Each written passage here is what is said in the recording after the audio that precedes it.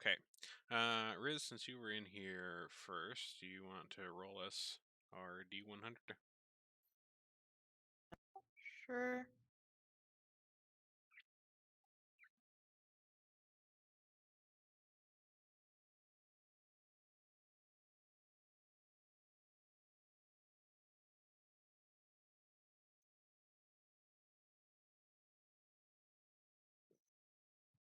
$22. Okay.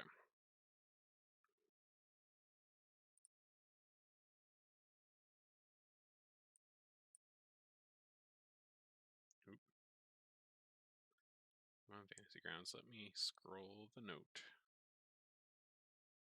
There we go. Ah. Okay. The question for today is, what is the most valuable thing that you have lost? And when did you lose it?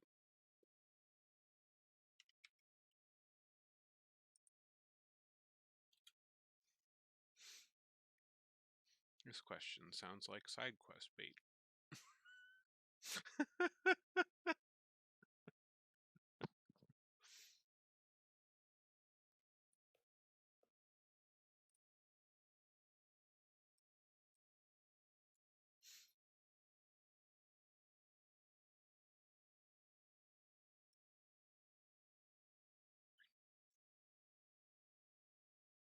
Anybody have anything coming to mind? I thought I had the plans on how to transfer my being into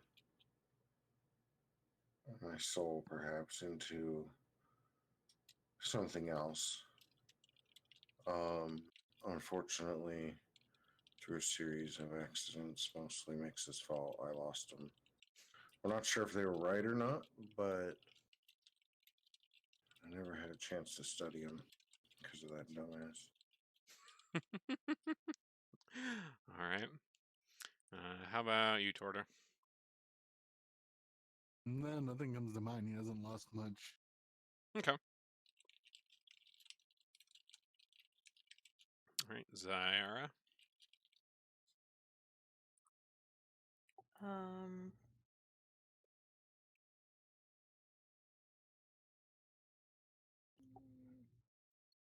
it's probably a toss-up between a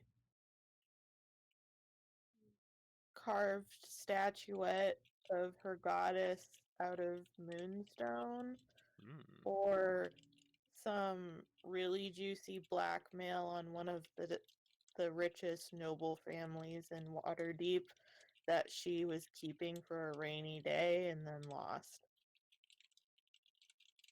Nice. All right, how about you, Jinku?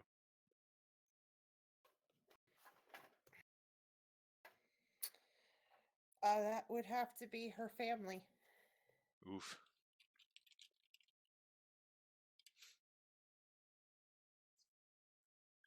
How did you lose them? Like, are they all dead or are they just gone?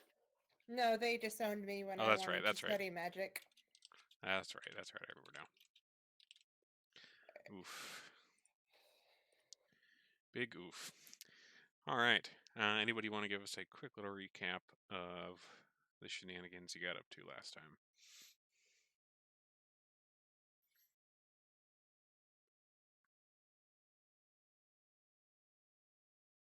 I mostly remember investigating chicken nugget stuff. That was a good chunk of it, the second half. The first bit, you were at the confectionery shop in the dock ward. Well, you were waiting to get access to the back end of the confectionery shop in the dock ward for info on the Xanathar Guild. You were meeting with Ott.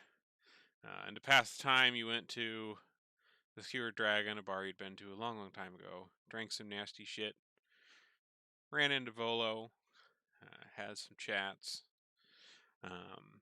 and eventually were able to make your way over to the confectionery shop and meet with Ott, who was letting you know that he could vouch for your entry into the Xanathar Guild, since you had committed a big crime against the city of Waterdeep, which is one of their things they want you to do. And then, yeah, you also had this little side quest with White Hammers and the people turning to stone, getting petrified from this questionable meat. And you staked out the place and followed some weird creatures bringing a delivery down to the sewers, and found out that the meat was coming from cockatrices being fed off of sewer shit, pretty much, literally. And you ran to their caretaker, Honest Bob, a nice little imp dude who was more than happy to make a deal with people, and was currently in the process of riding back on his little chair with Boo to his office to make some kind of deal.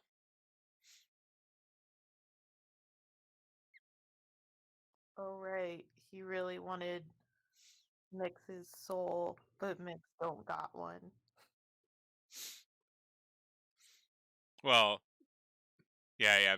Mix didn't have a soul, but Boo was interested in lifetime tender meat bits, and so here we are. Do So, I have a soul? That's a question I have for Yeah, the DM. the imp said that you had a soul. Oh, okay. yeah, cool. the I imp, do the have imp, yeah, the imp checked you out. You got up. That makes me better than Mix. We need to bring this back around when he gets here. He'll be here in about a half hour, he said. Okay, cool beans. He texted me. All right, so So, here, as soon as he gets on, you're just gonna yell at him, right? Yeah.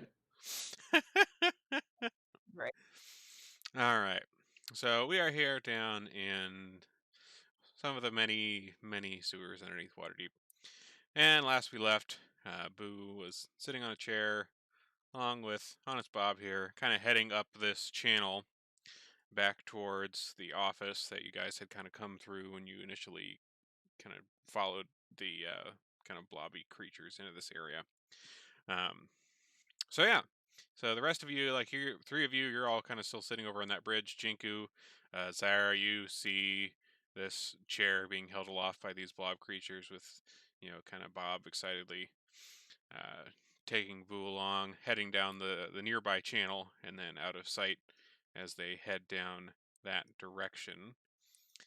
What do y'all get up to as Boo's heading off this way with Bob?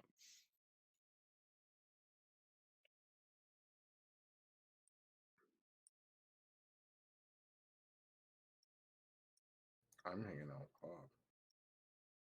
Well, yeah, you're hanging out with Bob. So I toward Jinku, what are you guys doing? Boo's somewhat pretty normal speed. The blobby things aren't particularly fast, but they're out of sight now. You can kind of hear the sounds of them kind of squelching up this little channel way as they're scooting their way back to the office. I mean, should we maybe follow to make sure he doesn't get into any trouble? Let's not follow the water. We know the path back to the office. Okay. So you guys head back down along a little kind of side pathway area here. And when you guys get to the kind of larger room outside the office, the kind of blobby creatures with the chair, they're kind of just sitting on that western edge of the little pool there, still just kind of holding the chair, kind of ambling there. And as you guys are coming around and start coming across this pool, you see Boo and Bob heading in to the little office in here. So, Boo, you get sat down, like Boo or Bob pulls up a chair here in the office, sets it across from him on his little desk, Again, you can see the little hang in there motivational poster kind of on the wall. Bob kind of goes over and starts shuffling through what looks to be kind of a crude file cabinet of sorts, looking through things. He kind of looks at you out of the corner of his eye and says, "Heh, like my poster?" You know what I really do, Bob? I honestly really do. It motivated me to be willing to sell, or talk about selling my soul to you. Ah, well, that's great to hear. I'm glad it's motivational for you. Well, so, and he pulls out kind of a sheet of paper here and lays it down on the table, and he starts kind of getting some ink on like a little quill pen here, and he says, "So, looking to make a deal for some of those tender meat bits, kind of like the White Hammer guy you guys had mentioned, right?" Well, I mean, Whitehammer, he cooks them up in just a real perfect way, a way I can't quite do right, you know. Well, I mean, you don't well, once they're in your hands, they're completely up to you what you do with them. That part we're not really so concerned about on this end. We're just getting the stuff to you, and you can do whatever the hell you want with them once they're in your hands for your own benefit or for whoever's benefit or your own detriment, whatever the hell. Up to you. And I sell you my soul for this? I mean, this sounds like a deal that's too good to be true, Bob. That's right. I mean, we take your eternal soul, and you get to go to the wonderful plane of Monaros for eternity. It's great. I love it there. Uh, that's where I'm from, and yeah, and you get these delicious tender meat bits for life. We deliver to them as quick as we can, wherever you are. You just give us a holler, and off we come, bringing those to you forever for the rest of your life. You willing to trade anything else for souls, Bob? Well, I don't know. It depends. Well, what do you have in mind, I guess? Well, you looked deep into my eyes earlier, Bob. I know we felt a connection there. Like a little bit of a connection, you and me. But I think you could see that I'm bound to another being, unfortunately. Yes, yes. And I'm curious as to whether or not that bond can be broken if I were to sell my soul to you. Hmm. Well, I mean, when you die and the contract ends and your soul goes off to Minaros, I mean, I guess it would probably be broken at that point. But I don't know about before then. That's really something I've had done before. Usually with these kind of deals, we get the soul when you die, uh, and that's that, and then off it goes for the rest of eternity to whatever the deal is about. But before that point, huh? Hmm. I can honestly say I haven't really considered that kind of thing before.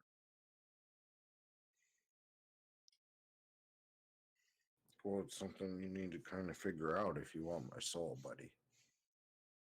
Because, like, that's the only reason I'm in it. I mean, I'll sell these meat bits to, like, homeless people and stuff and let them become decoration or something on the streets of Waterdeep. I don't really care. Wait, the rest of the party isn't like standing in the office with me and him, are they? I don't know. Are you guys? Are you I guys would say I'm standing outside. I popped in. okay? So part in, part out. Seems like. I think I would say those things in front, Torta. Yeah. So Bob, I mean, I honestly, I'm not in it for these meat bits. I'm willing to sell my soul if you can break this connection or murder Mix. If you can arrange his death, I'll give you my soul. Hmm. Well, that's a little bit out of my pay grade. Uh, I'm sure there's other demons who would be more than glad to kill people for souls and stuff, but uh, I'm just an imp. We usually deal with pretty simple stuff, material pleasures of the world, that sort of thing. Uh, Probably gonna need someone a little bit more serious for if you're wanting to kill someone else.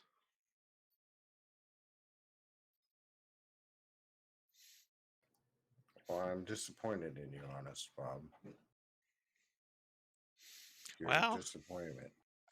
I'm sorry, friend. I cannot tell a lie, honest Bob. After all, I'm just a simple man doing a simple business here in the good old streets under Waterdeep, and my trade is all in the tender meat bits.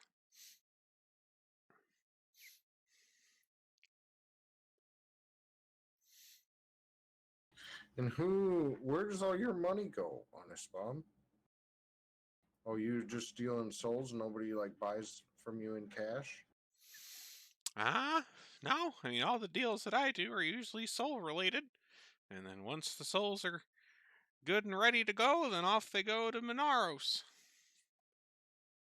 Who's your boss? Like, who's your daddy? Well, I mean, technically speaking, my daddy was kind of a weird slime pit in Minaros that I was birthed out of, so I don't know if that really counts. But, I mean, the big boss of Minaros is Mammon, of course, Lord of Minaros.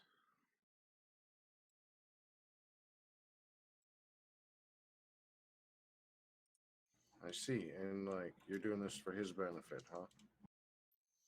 Yeah, he calls the shots for all of us around there who live in Minaros. All right. Well, let me consider. Maybe I'll come back and talk to you here.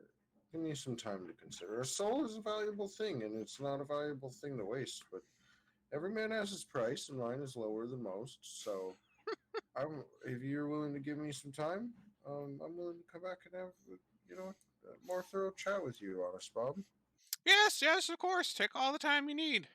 I mean, I understand that sometimes business deals take some consideration, and I'm not going anywhere. I'm going to be down here in this little office here. And he kind of pats his desk lovingly, and it's like, well, and you can always just find me down here anytime.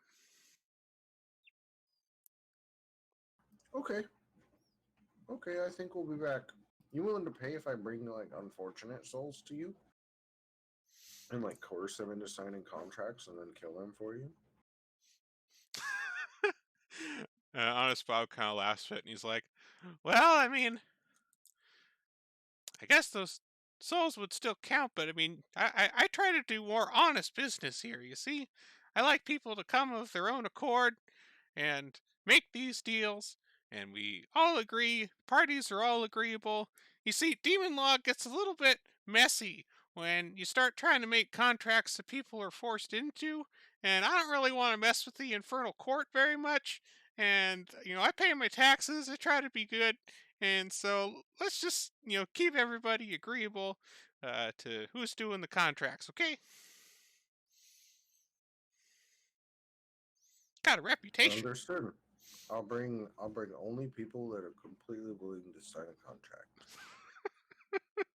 Well, Bob, it's been nice talking to you, but I think I'm not gonna bother you too much anymore. Torta, you want to sell your soul or For these shitty meat bits. Bob's like, hey now, we take good care. You saw the lovely lodgings we have for our critters back there. We take good care. We take good care.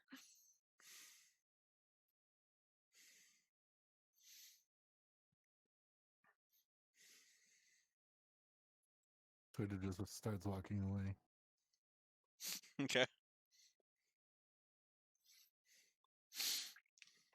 Just heading kind of back up towards the kind of stairs you guys came down from initially. Yeah. Okay. Yeah, Zaire is probably just gonna follow Torta. Okay. All right. So you guys head back up the little stairs out of Honest Bob's office as you guys are kind of going up around the corner. Honest Bob's kind of standing in the door behind there, and you can see him kind of raise one of his hands and kind of give you guys a little wave and a smile. as only an imp can do, and closes the door behind you guys. And so you head up. You find yourself back up in the kind of more main sewer lines that you would initially come down from, and not too far away is the manhole at the end of an alley that you had initially followed those blob creatures of blobs down here for. And you find yourself kind of back in a back alley, a block or two away from White Hammers. And it's middle of the night here in Waterdeep. Streets are quiet for the most part. There's always activity going on in Waterdeep any time of the day. But what do you guys get up to now that you're back out of here?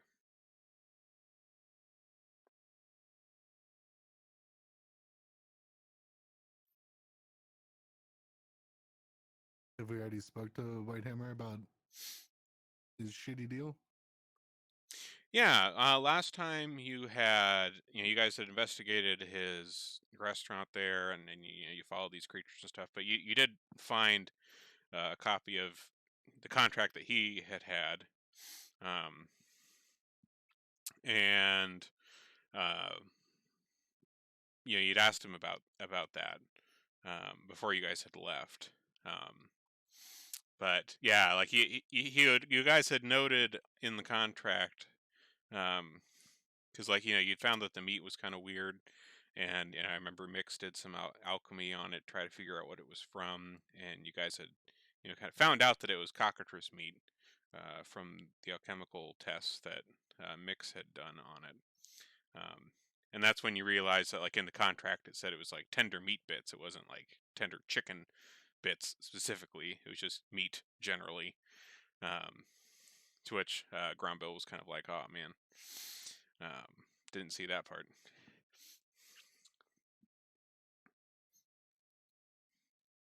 You gotta read the fine print. You gotta read the fine print.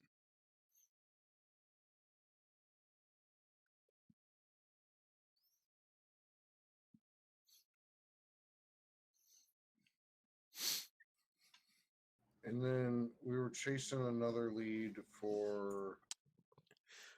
Yeah, you were with the Xanathars because you had Mert on behalf of the Harpers, who had come to visit you guys, chatted with Torta for a while. That there was an issue with a mind flare using I can't think of what they're called. Intellect devourers, not brain puppies. Intellect devourers on various. You do brain puppies. They're both. Brain puppy is more fun. Brain puppy is more fun.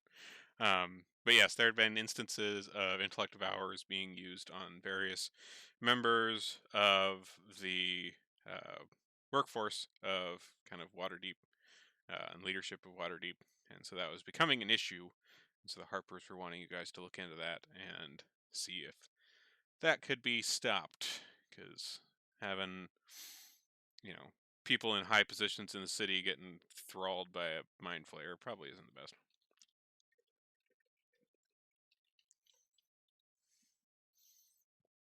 One would think. Not as bad as being stuck in the mix.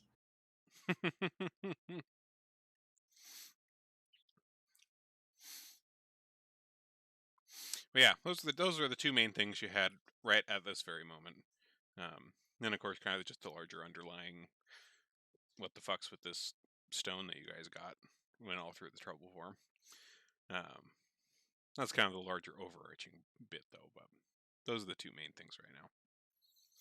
And like White Hammerhead specifically, like he had hired you guys to try to resolve this petrification problem.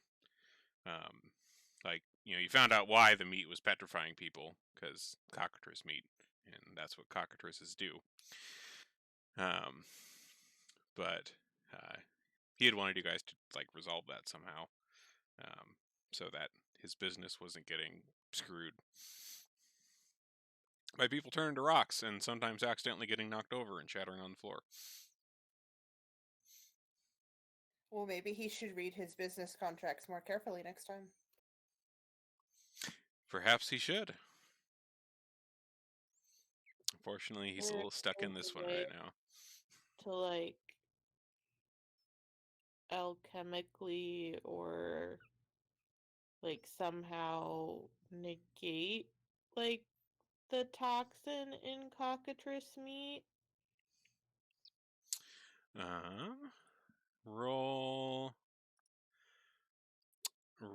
an Arcana check for me, Zara. We'll see if you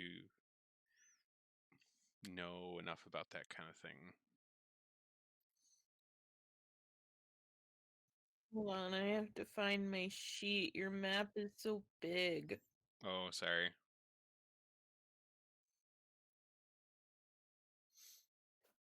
The better to see our shenanigans on. I have a very small screen. Yeah, she's upstairs on like a tablet.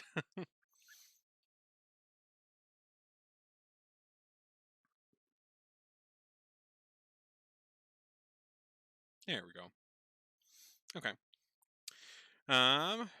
So in terms of cockatrices, I mean, petrification is typically considered a kind of curse, and so given that, you consider that if there's some way that a curse could be made to be removed from the meat shipment somehow, that would probably do the trick.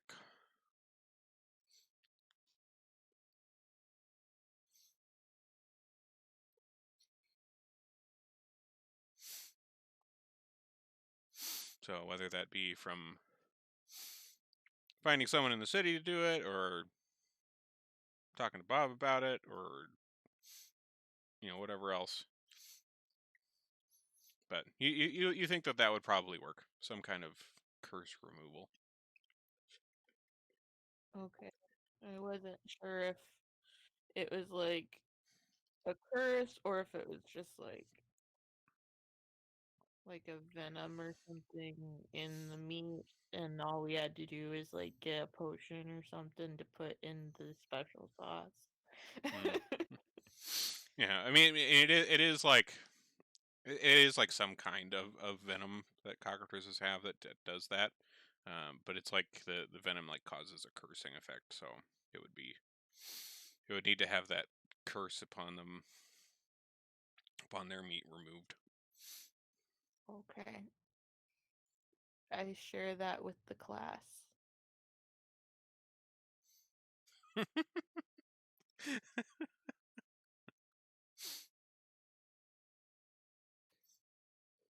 Look, Do you I think got it would make it good less brain cells right delicious? now. Maybe the curse is what makes it taste good. They are very, very good.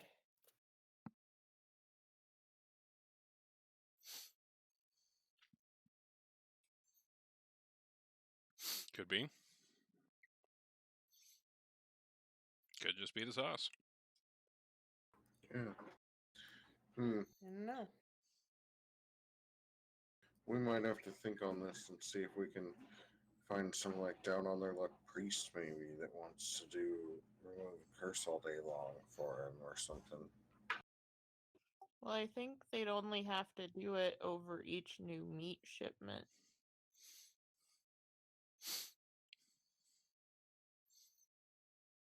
Yeah, so it'd just be like at a nightly delivery or in the morning before things get going. They'd just have to like remove curse on the meat shipment. Part-time job. Yeah, I'm just a part-time curse remover. That'd be pretty cool. I mean, I'd Badass. do that. Okay.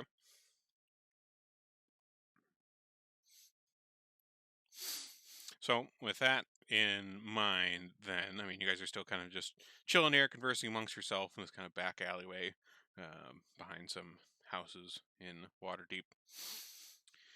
Are you guys, heading back over to Whitehammer to give them any info on what you found for now, or just setting it down, coming back later on this, seeing if you find something else later on?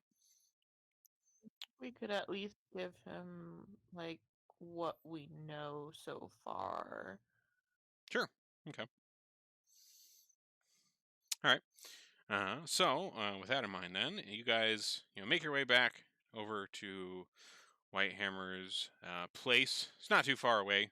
It's not too hard to find either. I mean, coming out of the alleyway, it's just a few blocks away to kind of the main streets of Waterdeep, and White Hammers is right on the main drag. You guys head back in, head back upstairs, and you find Gromble, waiting up there in his office.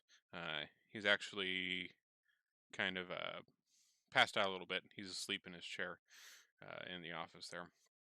When you guys come in, he's kind of snoring a little bit.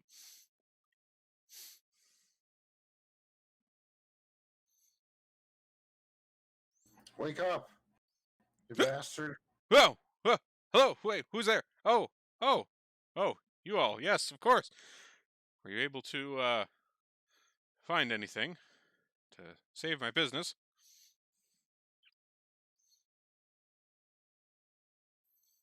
Well, like, we talked to the demon you sold your soul to. So there's that.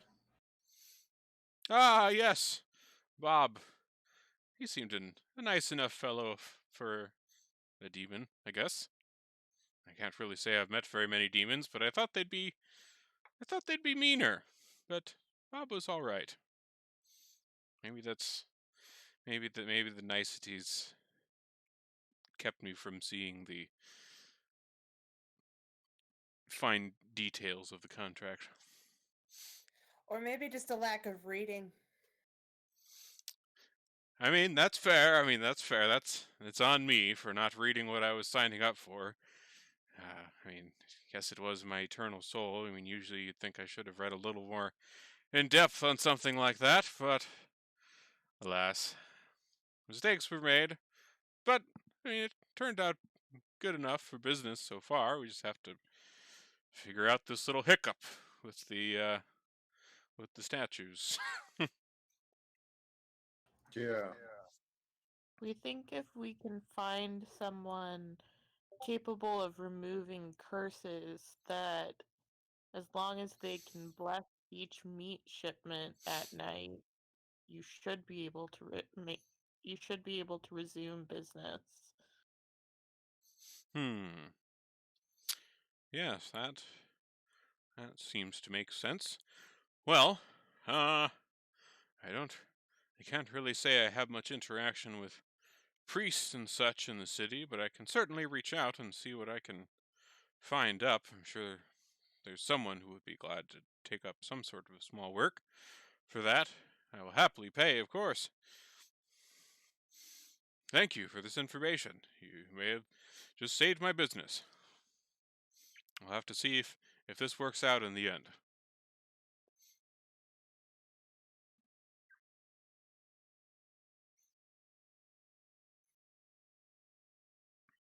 Yeah, I suppose you will, won't you? Well, I'll tell you what. How about this? I will try to find myself some kind of priest for this, per your recommendation. It seems a sensible course of action here. And say, come back in 3 or 4 days, maybe. I hope I would be able to find one by then. If you happen across one, and feel free to send them my way. I'd be more than happy to have a priest recommended by yourselves, of course. But yes, if you come back in say 3 or 4 days, hopefully I'd be able to have procured someone by then, and our shipments should be, back to a more normal state. And if all is well with my business, well then I will hold up my end of the deal for you all.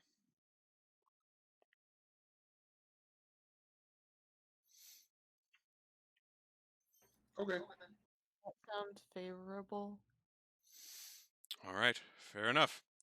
Well, I think it's high time I head back to my own lodgings then tonight. I'll lock up the restaurant. Thank you all, and we will speak again in a few days.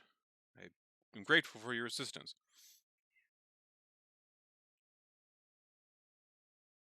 Did you learn a lesson? Well, I certainly learned to put on the reading glasses and take a moment to read. I mean, I don't know if I can get myself into quite that much of a scrape. I already sold my soul, I guess. I can't really sell it again. But, I mean, at least if there are other contracts in my life, I can read them a little closer next time. Even if it isn't for my soul.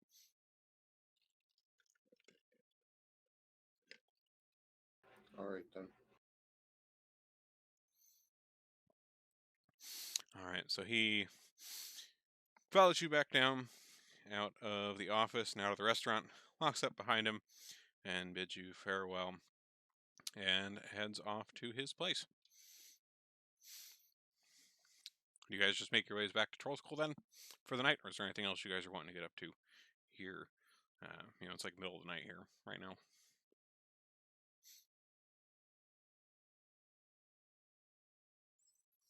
I got nothing going on in the middle of the night.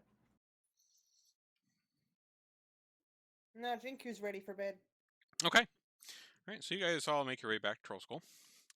And as you get there, it's about midnight or so, and so the kind of last call of the night is closing up as you guys pull up. So the couple of workers that you have there, they're tidying things up in the bar on the first floor. There's a few last patrons that are kind of making their way out. There's a couple that's kind of drunkenly cajoling on one of the benches outside. It seems that business is going well for Troll Skull. I'm kind of doing this as we go along. But as you head inside and get ready for turning in for the day, the chef who had been hired for the place. Where did I note his name? 1 second here.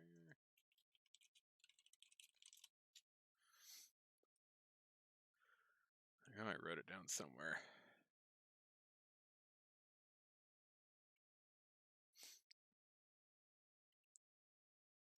Here we are. The chef that had been working for you guys, Mo Amberori, he comes out and says, "Oh, it's good to see you all. I'm glad you stopped by as we were closing down tonight. I've been, putting the earnings in the coffers here. I see you guys have been picking it up, but it's nice that you're here tonight. I can give it to you directly. Business, I'm happy to say, has been going well. Congratulations to all of us." And so he kind of pulls out a bag of coin from underneath the bar here and distributes it among you all. Where's the party sheet? There's the party sheet.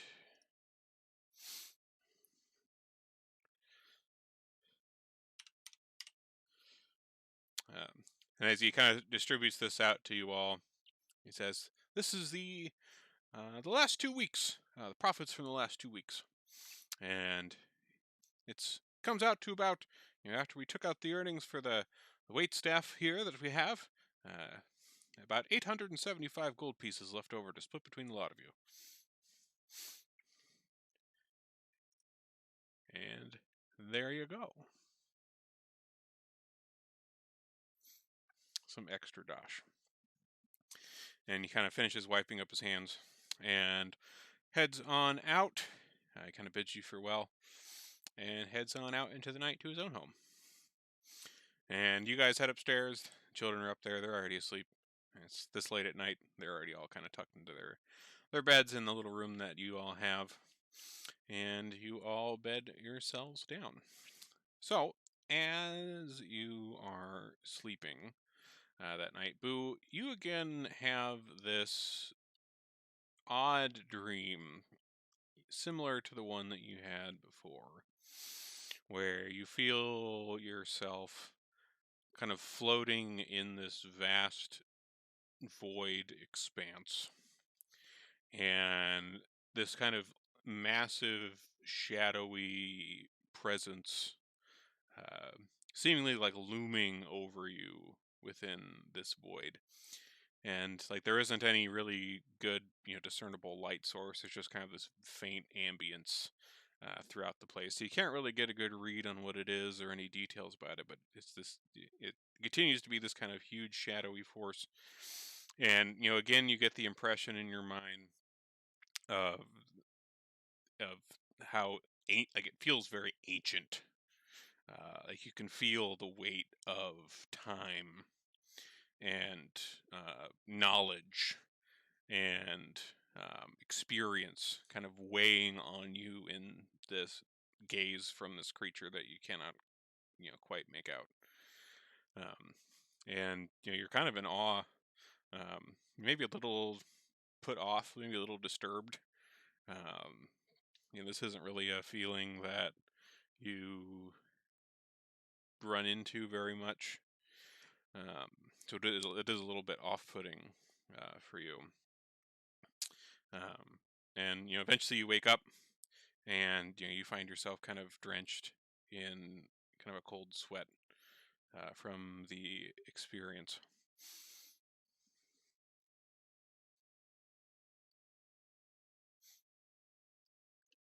Are my wards still intact on the door and the window? Mm-hmm. Yep, you go around and check on your wards, door, window, all the ones you've set up. Everything's perfectly intact as you have left it. Nothing has been disturbed.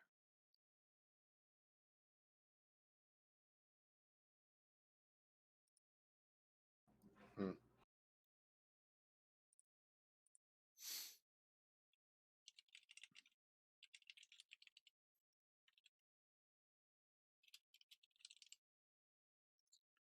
I guess I'll go back to bed.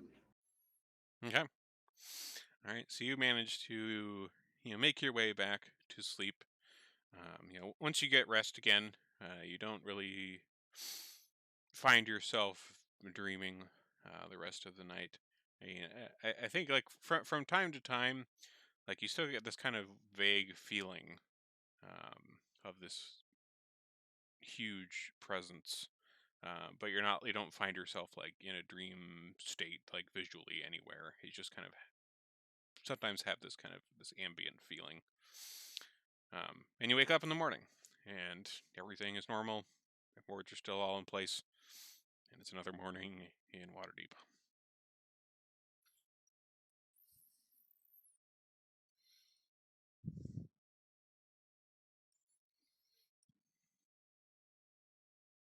Well, what should we get up to today, guys?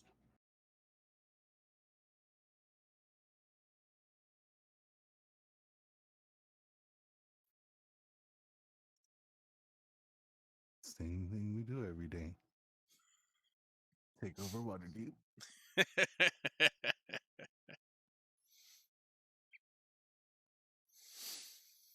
So, as you all are, kind of busying yourselves here, let me pull up something here.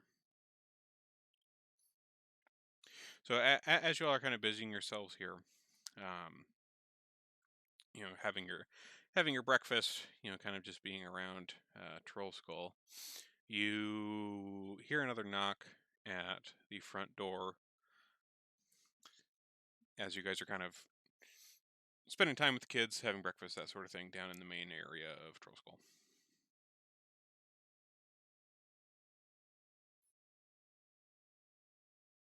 I'll get it. Okay. All right, Torty, you head over and answer the door, and you open it, and again see Mert, who had been over and talking to you the other night. And he sees you again as you open the door toward, and he's like, "Ah, yes, Torta, my little friend, good to see you. Are you all here at the moment?" The important people were here, yes. Good to hear. I hope you don't mind if I let myself in here. Yeah, sure. Come on in. We got some information for you, too. Oh, pray tell. About our last discussion, but let's get everybody together first. Okay, wonderful, wonderful. So Mert kind of heads over to one of the larger tables here in the inn, sits himself down, and you all kind of gather yourselves up around in the area.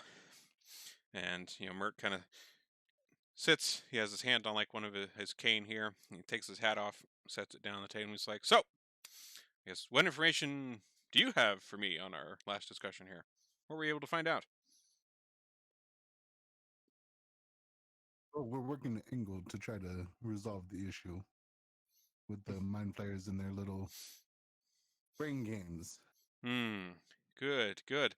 Well, that's good to hear. I came over this morning and kind of somewhat urgent news related to that. We had another city official that had uh, succumbed to a intellect devourer the other night, and we were able to get it resolved, and they are currently recovering. But I wanted to come over and let you know that the situation is still ongoing. But I'm glad that you've been on the case, at least somewhat. What angle? What angle are you working with the Xanatharians? What were you able to? Were you able to find out anything? Where they're hiding? Where they're working out of? Anything of that sort? I'll look to Boo to see what he wants to divulge. Like, I'm not sure what exactly to tell him.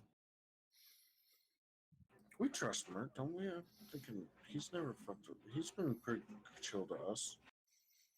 Yeah. I mean, Yeah, all the interactions sort you've of. had with Mert have been Yeah. good. So I'll tell Torta, we trust Mert. You can tell him.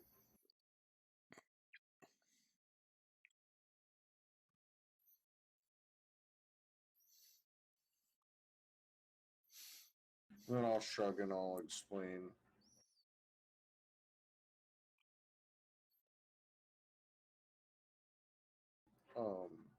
To him. I totally lost my track of thought there. Like that's just a train wreck. Like I was about to I could see that. It's just like boom, and I tried to salvage it, but I'm gonna be honest, there's no salvaging. No, that train done derailed. Yeah. Oh boy. So I mean, I assume you let Mert know about your kind of conversation with Ott, and that you have some kind of into the guild. I'm guessing that sort of thing. Yeah. Okay. All right. And so Mert's kind of nodding as you kind of go through this, and he says, "Well, that is good. That's good to hear. I'm glad that you were able to find some sort of inroad with them. That'll at least make it a little easier to, get in a little deeper, I guess I would say. I do,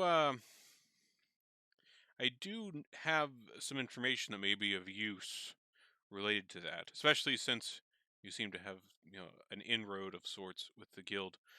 Um, a long time ago, I had, when I was doing work for the city, we had to deal with, the Xanathars and, the Zentrums and some of the various other uh, less ill repute organizations in the city. And I do happen to know where an entrance to one of the more main Xanatharian guild outposts can be found in the sewers. And, I haven't been there in quite some time. They don't really think too kindly much of me anymore. But if you have an inroad with them, perhaps you can use this information to your advantage and find your way inside without too much difficulty, I would hope. Oh yeah, where's the entrance at? Let's see. So the entrance.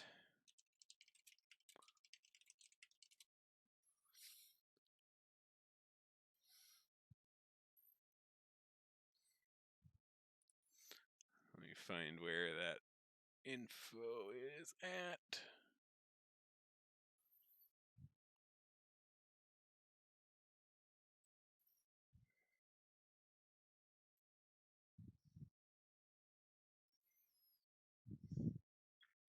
So he lets you know that there is an estate in the, I think it's in the castle ward. Let me double check where this is at.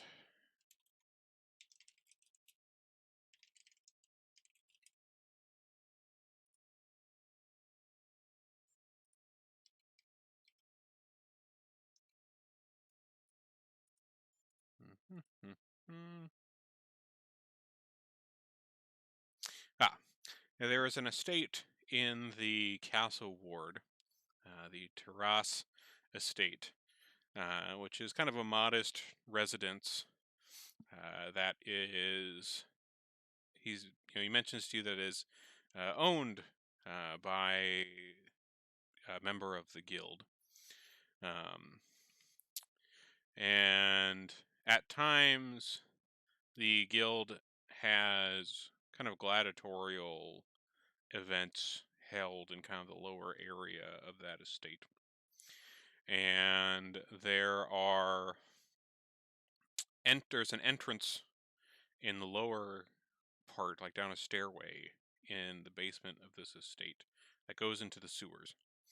And you can follow guild sign from there through the sewers to make your way to this kind of larger outpost of sorts.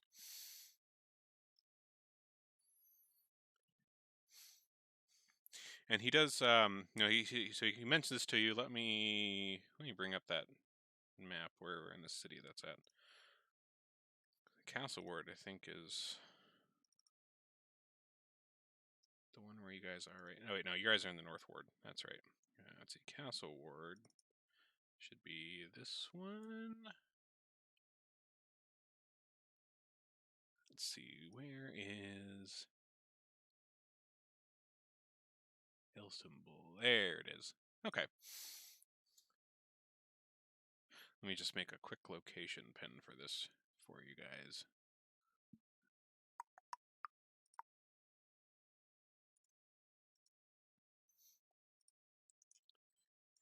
So here is the castle ward. And, yep. Terrace Estate.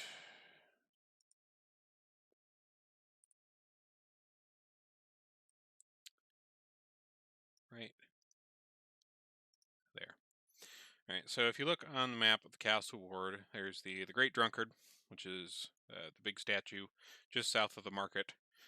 So you guys are fairly familiar with this area. You've been around the market quite a few times. When there's the big festival in the city, you guys were kind of right around that area for a while. But the Terrace Estate is kind of just off that El Symbols lane, just to the west of the Great Drunkard. So he kind of points this out to you, where this is at, and he says, the last time that I ever went through that location, they had a specific knock and accompanying passphrase for entrance.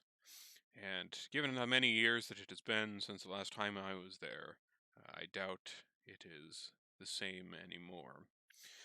So perhaps through your connections within this guild, you may be able to find what that is currently, so they can let you in through that way. I know, at least they have had gladiatorial combat there for quite some time, and there typically are some gathering points that they had for people who wish to compete in the gladiatorial combat, that you would meet at a designated point in the city, and then they would bring you to the location for the fight and let you in that way. One of those locations, which may be a way for you to get in, is if you wait beneath the statue of the god Catcher in the northern part of the castle ward until usually about 1 a.m. or so. There's someone who comes and collects those who have gathered to participate and take you to the estate.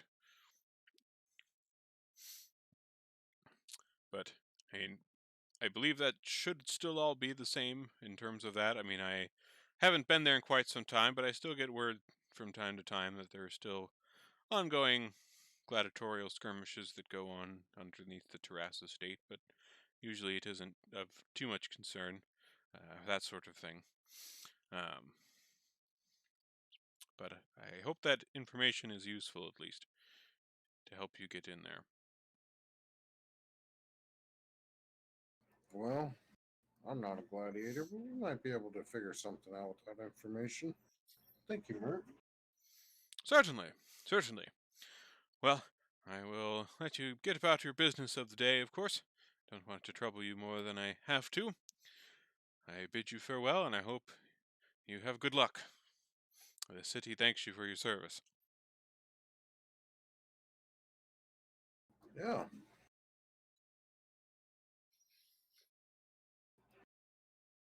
And he makes his way out of Trollskull.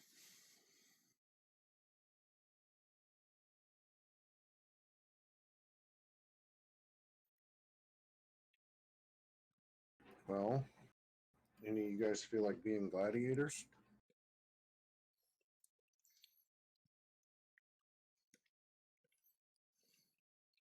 I like to fight. I like to hit things. Well, there you go. Well, maybe if you two, if we went and kind of tried to do this with you two being gladiators, we could get in. And I don't know, might lead us somewhere, right?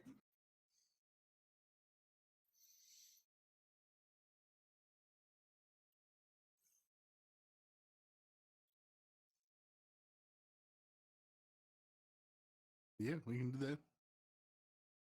Let's go beat people up. All right. Sounds good. So, with that in mind, it seems like their little meetings for that don't happen until quite late at night. So if you are wanting to do that, that would be a little later on.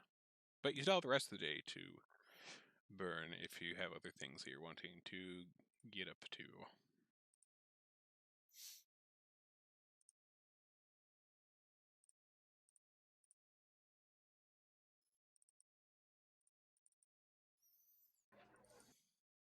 No. No, nothing mature, so. Nothing mature. Probably just spend the day working on my things in my room/workshop. Okay. So Boo, as you are like you're up there kind of working on stuff, doing wizard shit, as it were. And for a good portion of the time that you're up there in your room, like working on things, you have this kind of weird sensation in your head. Almost like a bit of a light migraine of sorts, almost. Just kind of in the back of your head, like the entire time.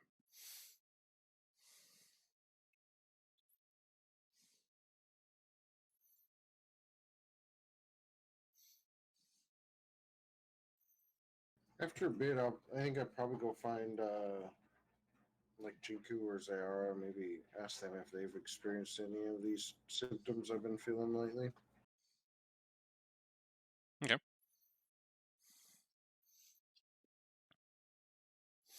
I mean, Jinku, Zara, to your knowledge and experience, all of your nights recently have been perfectly restful. For the two of you, you guys haven't had any sort of weird stuff going on. Nah, man, just you having weird things.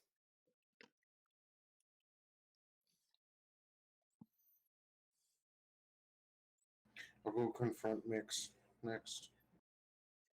This is a confrontation. I'm assuming it's his fault. All right. So you head and find Mix, who's down working around probably in his alchemical lab down in the basement. Mix, what are you working on down there? I'm working on trying to figure out all these alchemical formulas in this book I bought. Nice. Okay. So to your knowledge, your nights have also been perfectly restful as well. No strange dreams, no weird migraines or anything. But Boo, you come charging down into the basement. Fire away.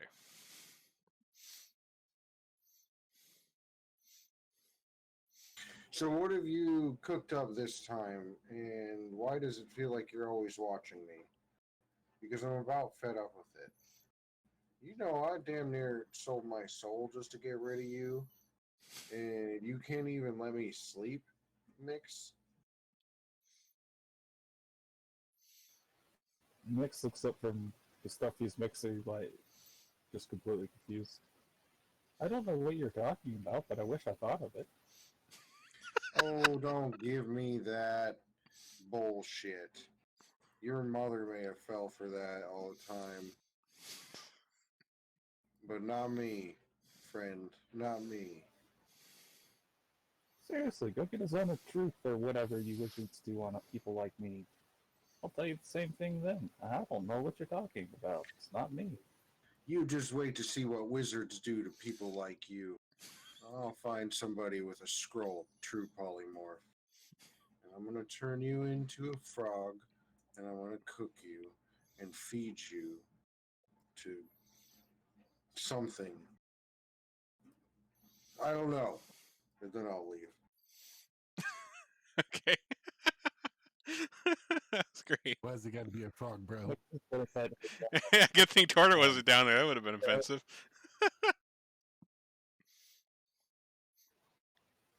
Mix is just gonna pet his familiar and be like, "Don't worry, he's always like that." That's great. All right.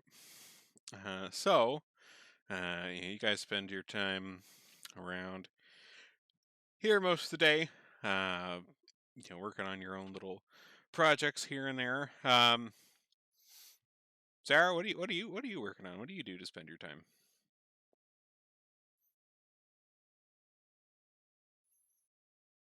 If you're still with us, I don't know if the migraine passed you out or not. Sounds like it might have. Okay. I guess Torta, Jinku, what do you guys get up to on when you guys have kind of free time around? Oh, I play with the kids. Okay. What sort of things do you play with the kids? Whatever they want to play. Nice. Nice. Let's see. What are the kids playing today?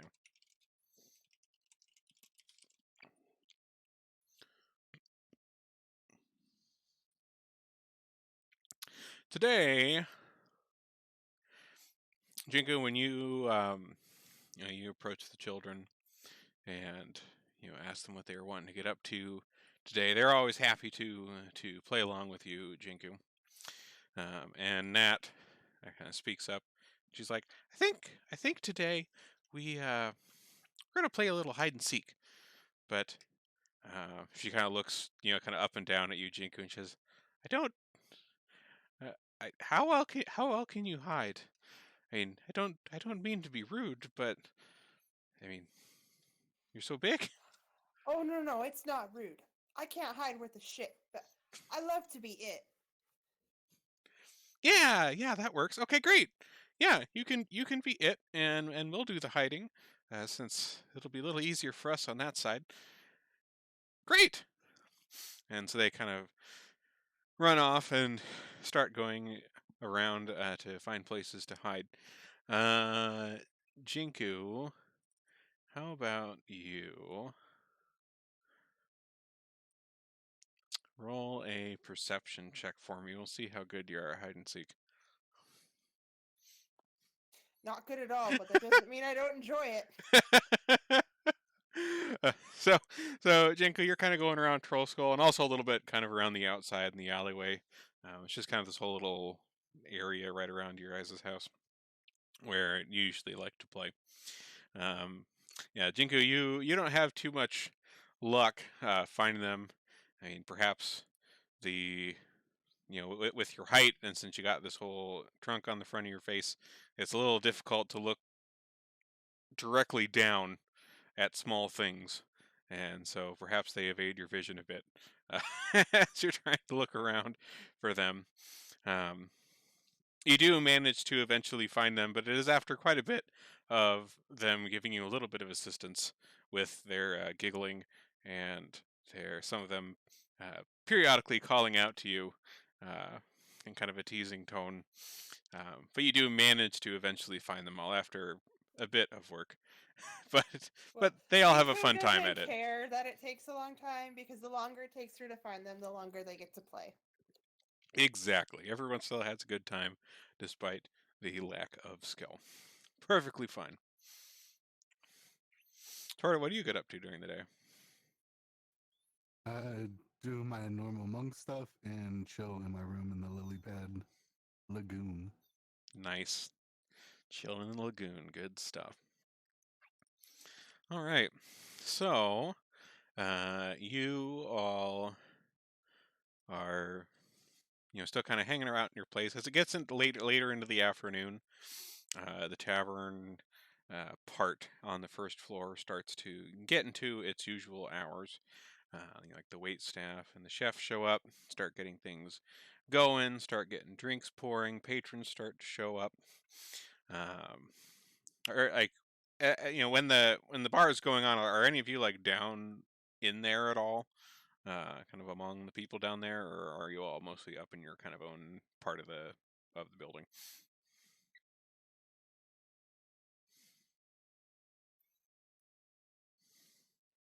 I'm probably upstairs. I don't know a thing about running a bar. Okay. Well, I mean, you don't need necessarily have to be like running the bar. I mean, like you can just hang out down there. I mean, you own the place.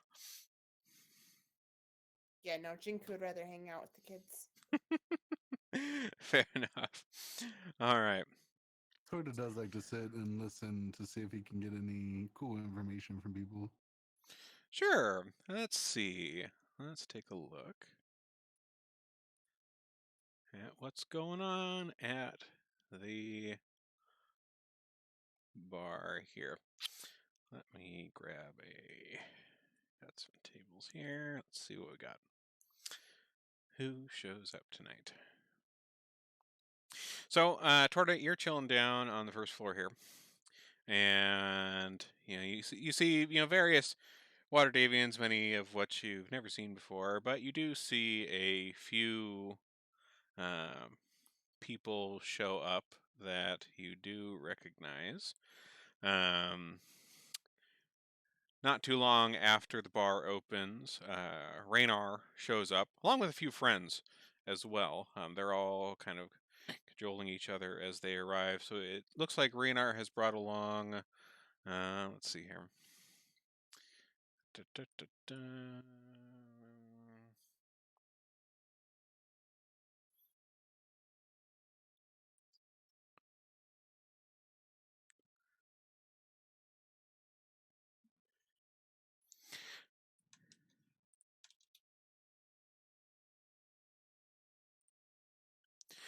He seems to have brought along two companions with him, neither of which you have met before. One of them appears to be a halfling, male halfling, kind of chestnut brown, curly hair with sideburns. He looks to have like a silver ring in his left nostril and one on his earlobe. Looks very young, a very youthful looking halfling. And then there's also a female human along with him, um, who is very thin and pale and has very long black hair. And they're all kind of conversing amongst themselves as they come in and kind of make their way over to a side table that looks to have been already somewhat set. It seems like Raynar comes over here quite a bit, somewhat of a regular, and the wait staff kind of have one of the tables off to the side of the place set aside for him. Along with Raynar, you also see Vincent Trench, who is the private investigator guy with the kind of thick, um, kind of red sideburns. He comes in, and I mean, like Torta, you're hanging out down here for uh, maybe like an hour or two, and you notice that uh, almost exactly every 30 minutes or so, uh, Vincent seems to like excuse himself from whatever conversation he was in the middle of and steps outside, and then comes back in and resumes conversation with whoever he was talking to. You also see Talisavar Fellbranch, along with his brother Horace. Horace is looking a little better than he has been. I mean, he was injured when the fireball blast went off outside your place, but things seem to be healing up well enough for them. He, as Talisavar actually comes in along with Horace, he kind of sees you over leaning against the wall toward him, and he's like, "Ah, hello! It's good to see you down here. It's nice to see the owners on the premises." Just not doing. Right, and so he uh, kind of greets you a little bit again. Seems to be trying to make a little bit of small talk, but as you're just kind of nodding there, he's like, "Oh, okay. Well, I will leave you to your business then. I'm so glad that this place is booming here and bringing life into our little alleyway. It's so good to see." And he kind of sits over with Horace, kind of helping Horace over. It seems Horace is still having a little bit of difficulty getting around on his own with the injuries that he got from the fireball blast, but he seems to be doing all right. I'll just tell him that, thanks for being the patron. Thanks for making this happen. Sure. I'm interested in Vincent and why he keeps going outside. Sure. So you, it's like one of the times, Vincent's in the middle of talking to people. Let me actually get a picture of him here. It's been a while since we've seen Vincent. Let's see, Vincent Trench.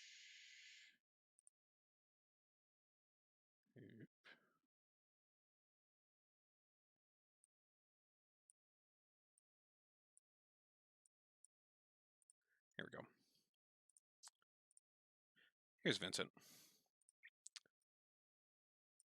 So Vincent, he is in the middle of talking to some other patrons here, and excuses himself, heads outside. What are you doing toward him? I'm following. Okay.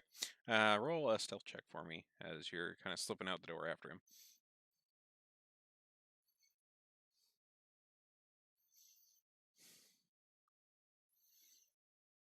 Okay. Nice and stealthy. All right, so you follow Vincent outside, and you see him leave Troll Skull, and he goes across the street and down a few doors to his place, which is just a little ways up the alley from you guys. And he heads inside. Once he goes inside his house, like you aren't able to like really see anything in there, but he's in there for about maybe a minute or so.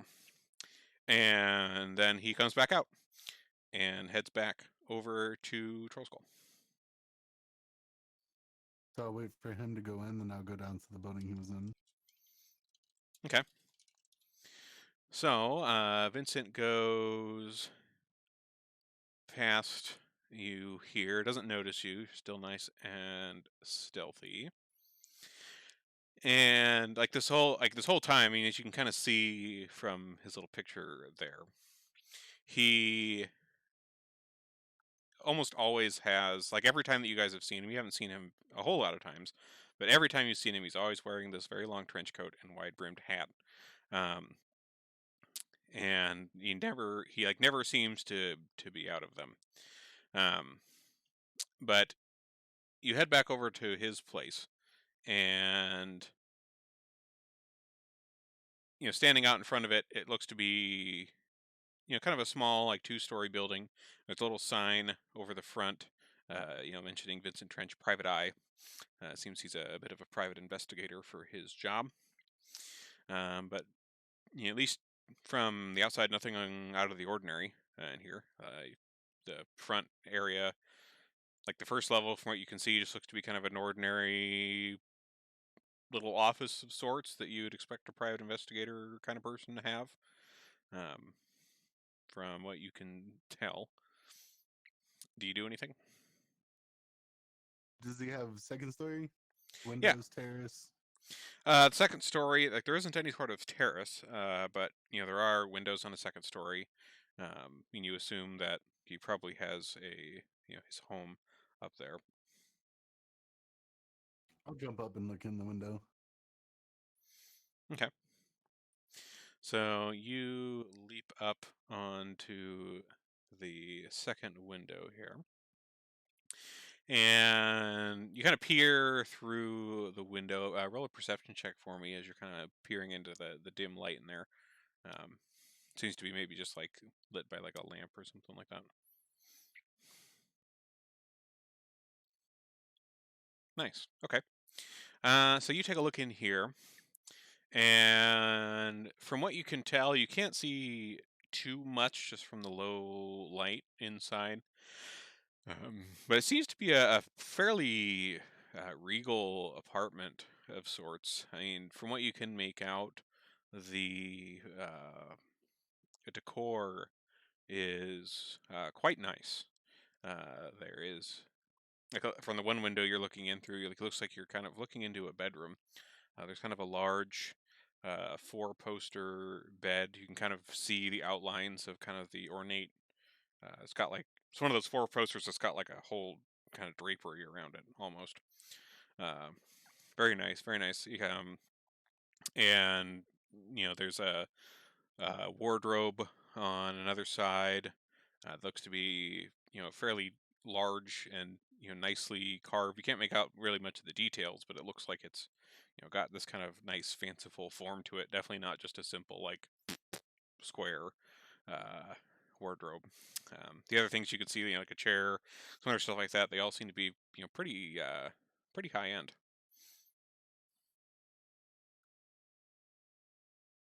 Seems like a pretty well paid PI.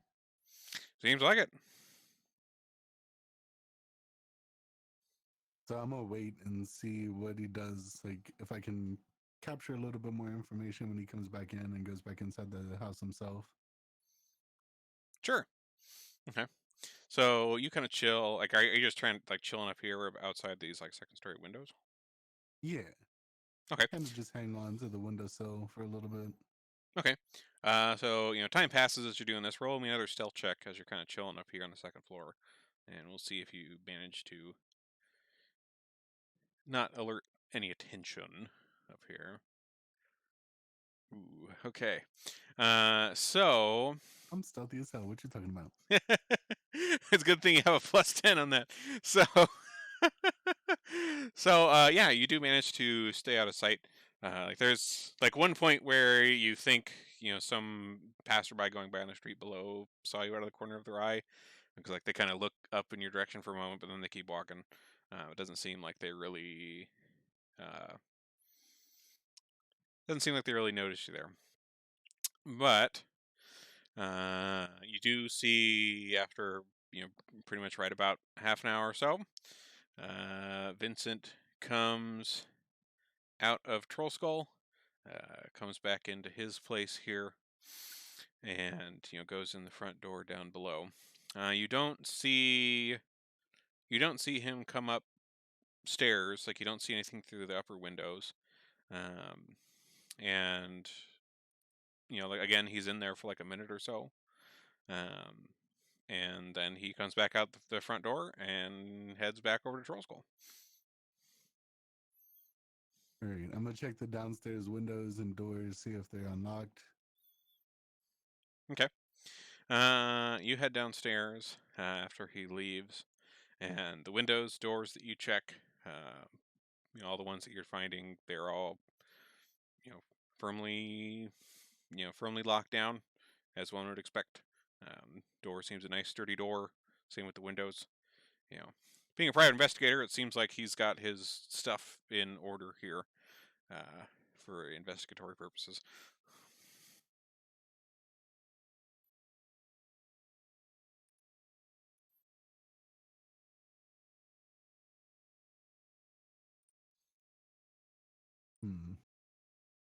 I'll go try to find Boo.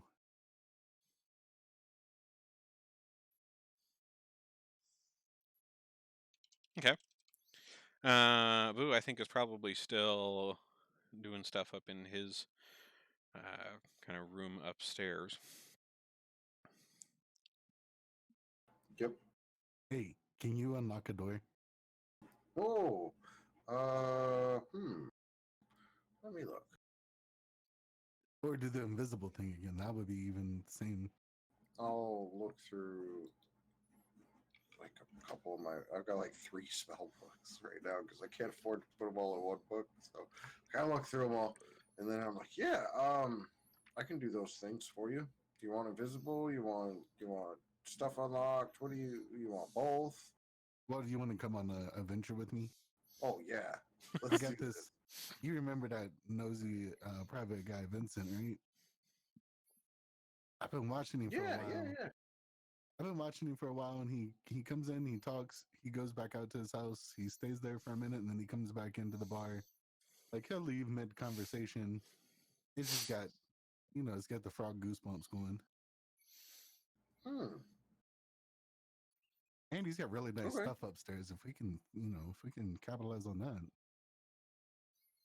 extra coin. Well, let's not try to take too much noticeable stuff, but yeah, let's go check this out. I'll come with you.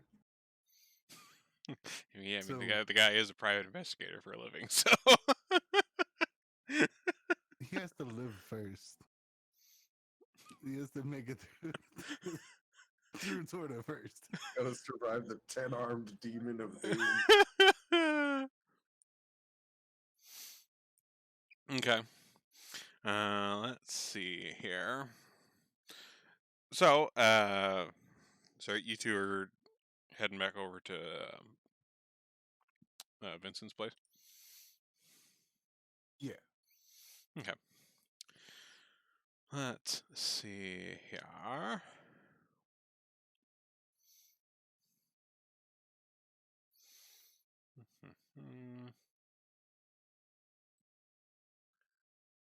All right, so you make your way back over to his place, and you guys are standing outside the front door here. Torta, you just having Boo and Vizia and like pop open the door or something like that? Well, if he can unlock the door, we can just walk in. I was thinking invisibility to walk in behind Vincent. Okay.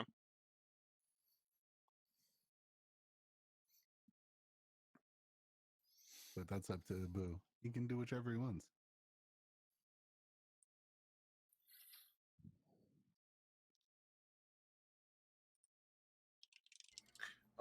Let's go walk in, but stay close because we might need to like hide quickly. So yes, and I'll go tap on the door and use knock on it. Okay. So you.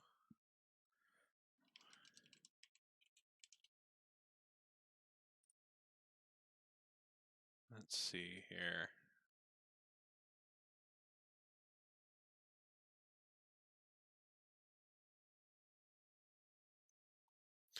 You cast knock on the door, and does that have any sort of like roll with it, or is it just kind of like it casts and stuff unlocks? Yeah, if it's a mundane lock, it just is unlocked. If it's magical, I don't think it will do it. Okay, let me check real quick. Let's see. I dropped the thing into chat there. Oh, perfect. The object can be an object that contains mundane or magical means to prevent access. I mean, it's a second level spell, so it's not like I'm using cantrips or anything. Okay, cool. Sure. So you cast knock, and yeah, the door opens with that. Oh, I must say, we would probably do this after he went back into the bar because when I do it, a loud knock audible as far away as 300 feet sounds.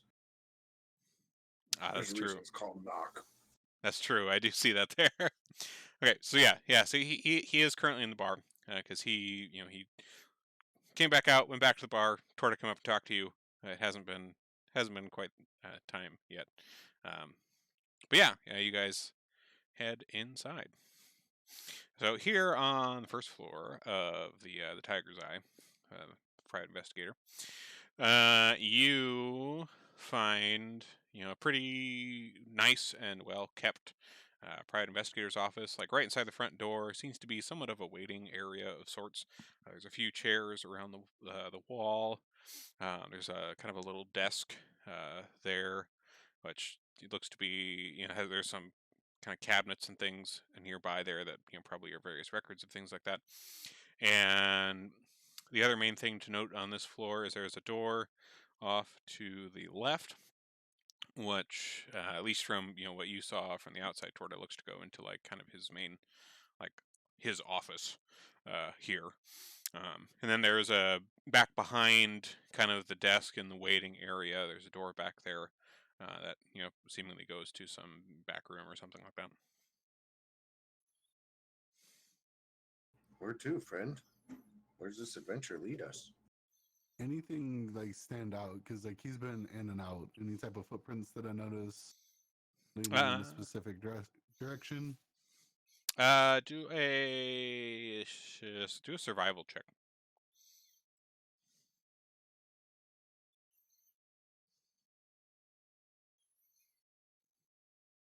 Okay. So the floors in here are pretty well kept. There isn't really much like dust or like dirt or things on the floor. They're quite clean. So you aren't really able to make out any sort of like footprints or anything like that. Maybe just that there's like some foot traffic that came in onto the rug, and foot traffic that's come out, but not really anything notable of sorts. Just feet on rugs. I don't know. He just comes in and he's here for a minute and then he goes back out. So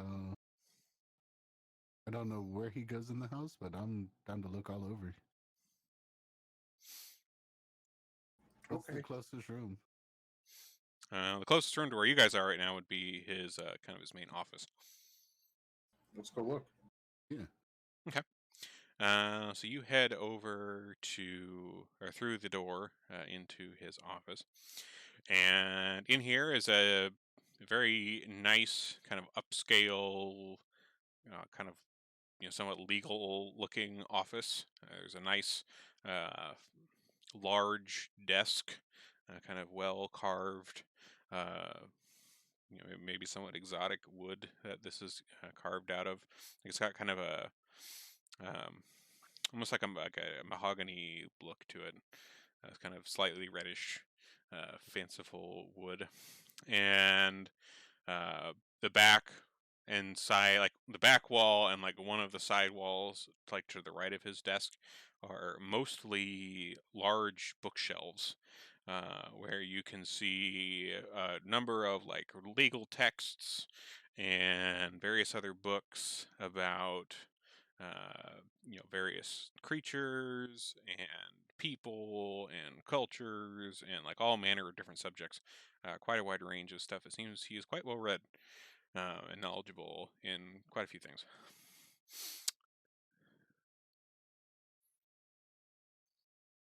Do we see anything suspicious in here, or not? Just can I investigate? Yeah, investigate away. Roll that investigation. Okay. So you'll hang. Okay, cool. So both of you are poking around in here. You don't see anything particularly suspicious or out of place. I mean, from what you know about private investigator type professions, this seems all perfectly in order for what you would expect a private investigator to have. He's got like a nice big comfy chair behind his desk, and there's like a smaller but still quite comfy chair, two of them, in front of his desk. There's a couple nice fountain pens in kind of ornate little holders on his desk. And like on the other walls where there weren't bookshelves, there's like various pieces of art that look to be, maybe depicting kind of far off lands, and like they're mostly kind of landscape portraits of various locales. You see some kind of foresty locales, some kind of beautiful desert sands, some mountains. Got kind of a wide range of kind of landscape paintings on the one side. But yeah, nothing odd. Seems like a upscale office, upscale personal office.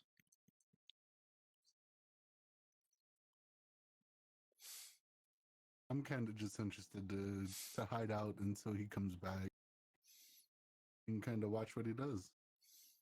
Okay, I'm gonna go make sure the front door is locked back too. good call.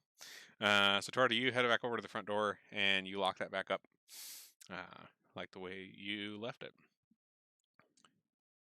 So with that locked, where do you two decide to kind of hide up? I know one of you can be invisible at least, but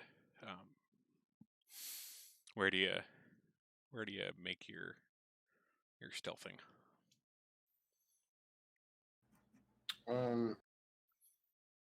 We didn't really think this through, Torda. I can make you invisible. Well, I'm I pretty can good. hide. I was gonna say I'm pretty good sliding into the shadows. Well, like, I can make you invisible, and I can hide in an interdimensional space for a little while, but that's kind of using a lot of spells for just staking out this guy. Perhaps maybe I be invisible and you hide really good? You can also, like, if you don't want to be here, I can hide. I mean, I don't want you to have to go into your own chocolate starfish, but I don't know what else to say. Oh, just you wait. You'll need to crawl into my starfish someday, Torda, and you'll love it. So you guys are here conversing what you're going to do, and Boo, you notice out of the corner of your eye, you see like a shadow wearing a hat, kind of come passing by the window outside of the office. Oh shit, he's coming, and I'll reach out and I'll touch Torda and turn him invisible really quick. Okay.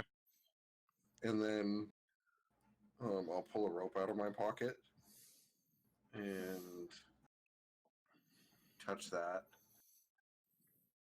And it'll go up to the ceiling, and I'll climb up and crawl into the hole at the end of the rope and pull the rope in behind me, and then the hole will close. Okay. What spell was that? Rope trick. Rope trick. Nifty. All right. So you guys are doing this. Like Torta, you're just kind of standing there invisible right now, and Boo, you disappear into a rope hole in the ceiling, and the door unlocks, and Torta, from where you're standing, like you see him come in, and like as he comes in, you can see he sets his hat down on the kind of entryway table there, and you notice roll a perception check for me here.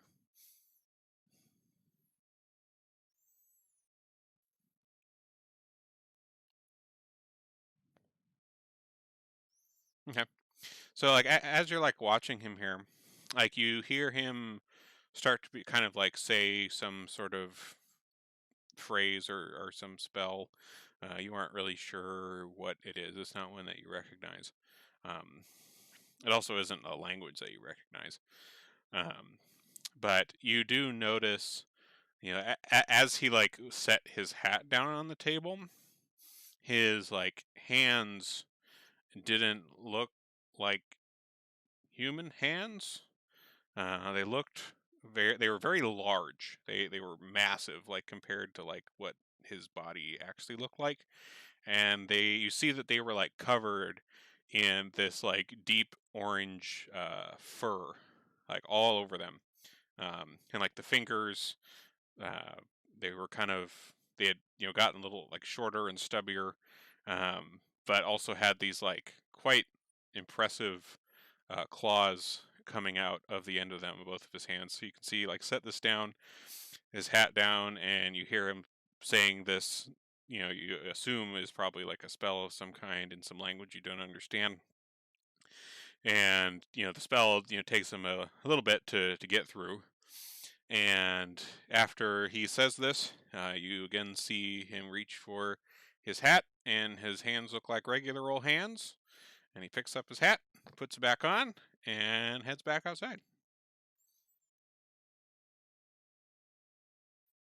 I'll wait till the door clicks and I can see him pass by. Okay. Yep. He heads out. You see his shadow go by the window. I'll call for Boo. I don't know if I can hear you. I'll I yell guess into this panic mode phone. like that's my oh shit door. So you're yelling at Zyara basically. Nice, I love it. I don't know who has this tone. I forget who has it. Zara has the other rock right now, so you're sending messages. Zara, I think she's probably zonked out upstairs, but Zara, she's over in the house, the upstairs part of Troll Skull Manor, and is kind of getting these messages from you about like, hey, come down from there, and is kind of confusedly. Kind of curiously looking at like the messenger stone here, being like, "Wait, what?"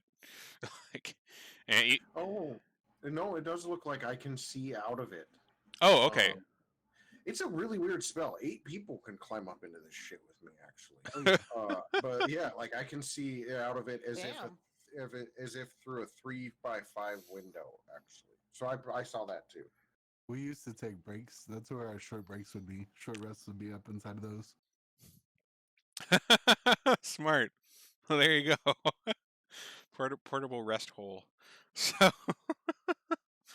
okay, so yeah, so given that, yeah, you can see that he came and he went, and Tord is down there, kind of looking up at the ceiling. He said, I don't know if you can hear him, but you can at least see him seemingly saying something in your direction, Boo. Yeah, I'll climb down.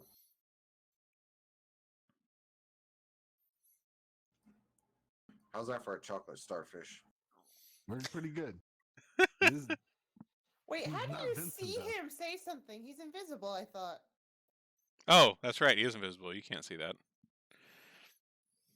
Well, he left. You did if Boo was able to see out of the hole, he would have seen that Vincent left. Yeah. So, in any case, he would have at least been able to assume that he could come out. yeah, and I would have broke invisibility as soon as he left. I would have punched the wall or something. Punch a I legal don't book. know how magic. I don't know how magic works too well. I'm guessing. I just punched the wall for. I Shits and love giggles. how Torta like thinks magic works. All right, So so I'll climb out of the rope hole and I'll be like, "Well, that was weird. Did you recognize what was going on?" Oh, did you see his cat fingers? Claw fingers? It was creepy. He was talking in some language. I don't know. It was definitely a little weird. I think Did I we should beat him up. recognize anything on those, or No. I think we should too. We should find him. Well, no, okay, maybe not. Maybe we should figure out what makes his hands grow and what kind of magic he's using. We could give him a drink with your knockout potion in it. And then in 30 minutes, he'll change into what his natural form is. in terms of recognizing what that is, you don't like the only thing that you know of with like cat hands would be a tabaxi, but they were much larger than any sort of tabaxi paws you've ever seen.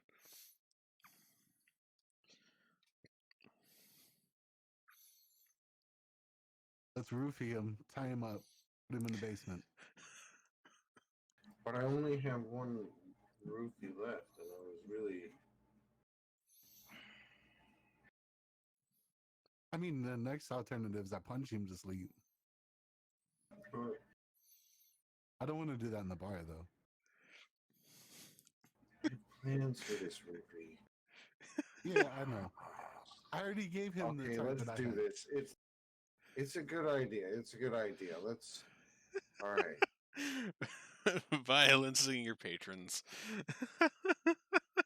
Well, he's not Yeah. the patron. So He's a shape-shifting patron. He's not the Vincent I know.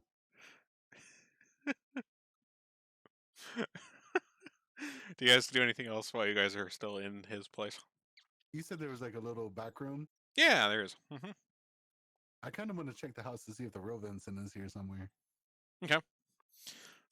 So you head through that back door from the kind of waiting area, and back in here there is kind of a nice staircase that kind of curves around, like it kind of goes up, and then there's kind of a landing, and then it goes up again to the second floor. And like all along the staircase are more like nice paintings and art, and there's a couple little sconces with like little statues and stuff. Very high class. And you head upstairs, and upstairs you kind of see more of this very regal, furnished place. There's like a nice kitchen up here that's kind of well stocked from what you can see. There is, the bedroom, of course, with the large four-poster bed, um, and the curtains all around it. And there's a couple other kind of like seating areas up here, kind of somewhat of a common room of sorts. But like everything that's up here is very, very nice.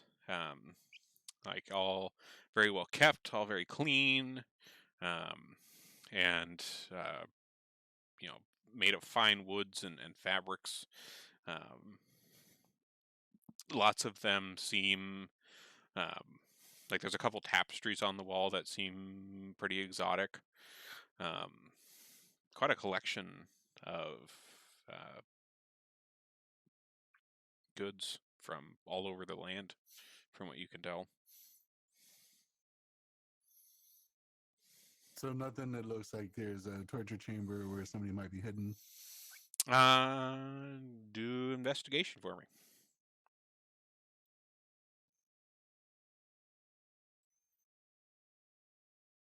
Okay. You poke around, peeking under corners, looking under furnitures, checking everywhere, pulling up the corners of rugs, checking for trapdoors and things. You don't find anything out of the ordinary in terms of, like other secret rooms or uh, torture chambers or anything of that sort. It all looks like a very nice, upscale, somewhat eccentric collector of fine arts and things person's house. All right, I'll take that as enough evidence to get out before he comes back. Okay. All right. So you guys head back outside of the Tiger's Eye, and you're back out in the street.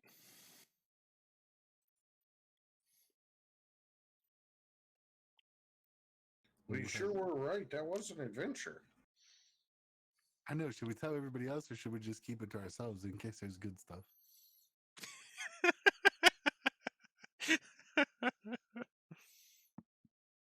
Well, I don't think it'll be a problem. Let's go. Let's see if we can get him to drink a special drink, and uh, once he's unconscious, we can tell our friends because then they can't talk us out of it.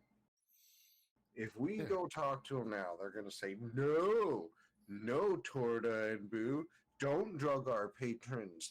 It's bad for business. But you know what? I think you're onto something here, and I think we should do it. All right. Maybe we like inviting to the kitchen for a special drink.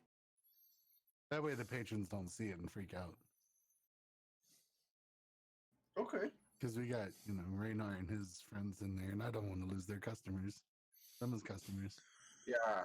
Okay, so we'll tell them it's like a special drink for like our neighbors, and we're trying new cocktails, and this is something that Mix has crafted up. Because then we're not lying; it is something Mix has crafted up. But then we have plausible deniability. If this goes south, we can blame Mix. Because if we start that lie early, it'll help us out. Hey, sounds good with me. All right. All right. Well, we're over halfway, so I think this is probably a good spot to take a quick break, get a drink, get up, stretch your legs, that sort of stuff, and we will come back for some more after that. So we'll see y'all in 10-ish. I'm 10% of the way building a Canacmera.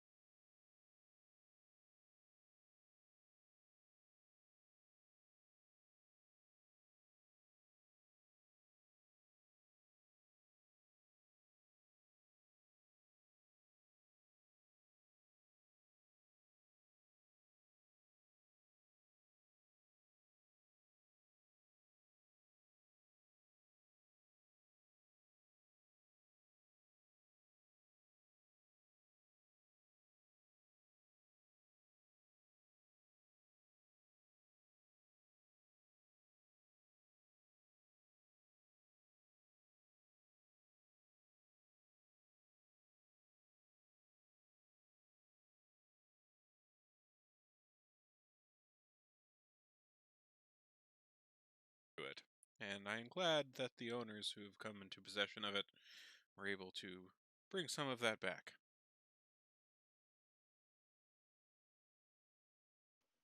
Are the bathrooms clean enough? Yes, I mean, I can't say I have really any complaints about the service that I've seen here so far. You run a tight ship, it seems. And he kind of Okay. chuckles a little bit and puffs on his pipe a few times.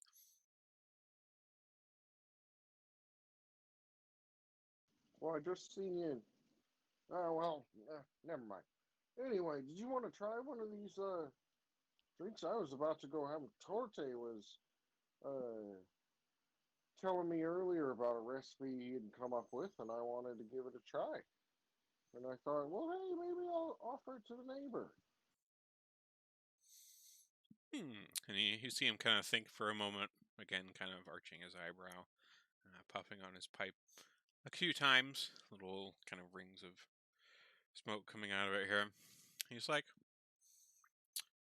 sure, why not? We'll give it a little taste for the neighbor's drink.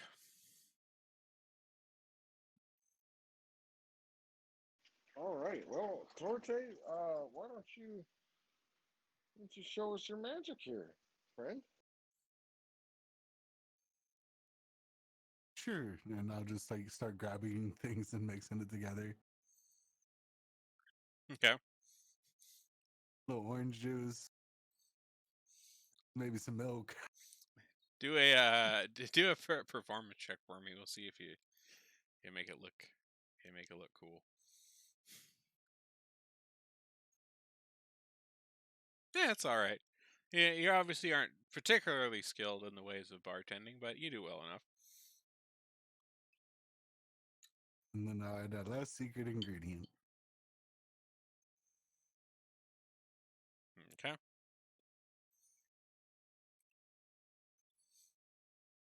Let's see, and that was it was basically some kind of like sleep potion, right? Yeah, that it was a little while ago, like a long time ago, that Mix made some rupees, and he had given me two, and I had one left, and this is the last one. Okay. All right.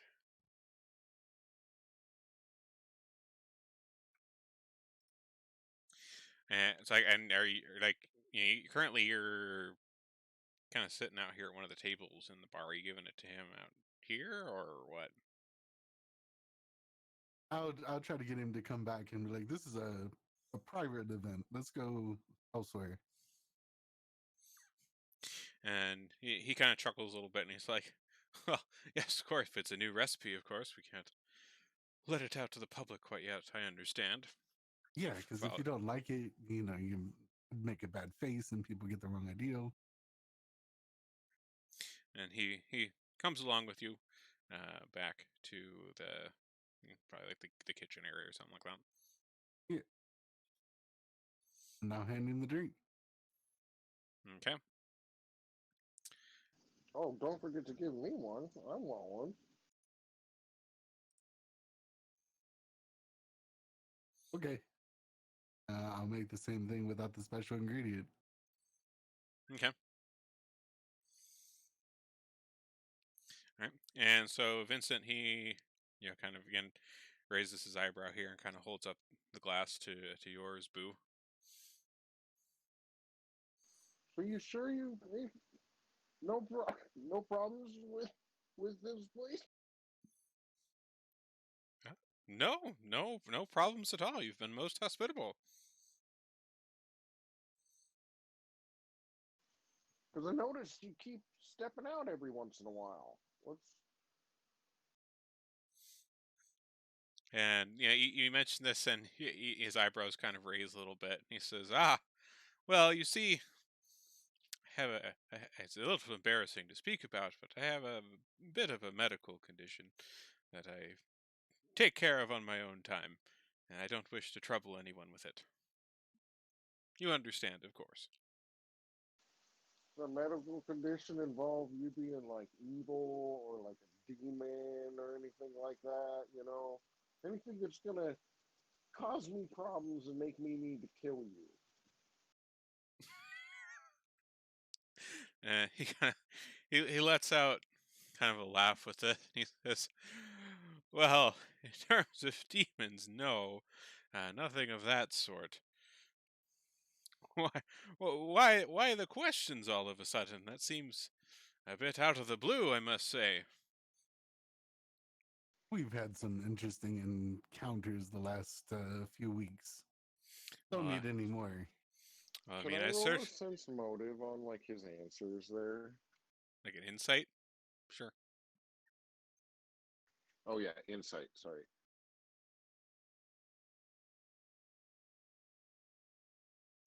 Yep. And that was insight on on like On like if when I asked him like about whether or not it was going to cause me problems, I guess.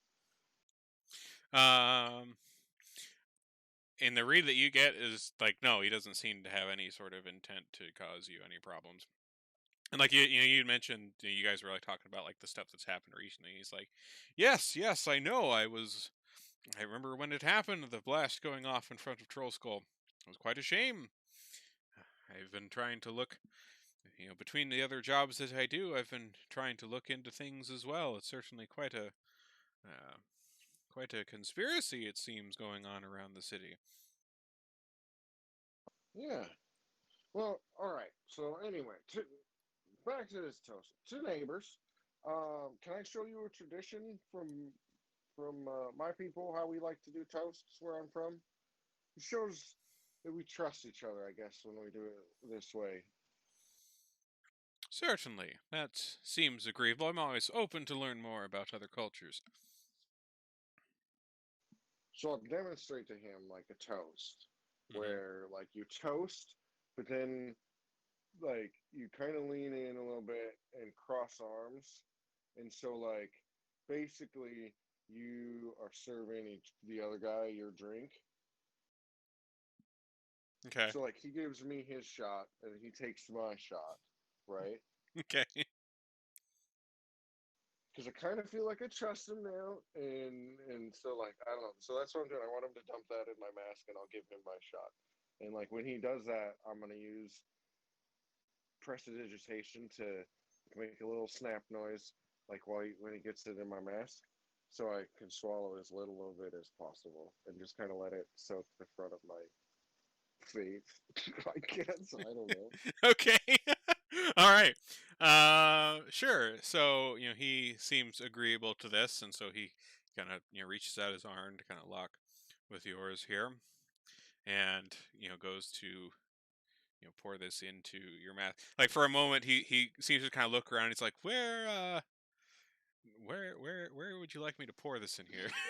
Oh yeah, right here. And like I like pull a thing in my mouth, like you see like it kind of rotates the thing on the mask and it's like perfect like metal ring hole there. Great.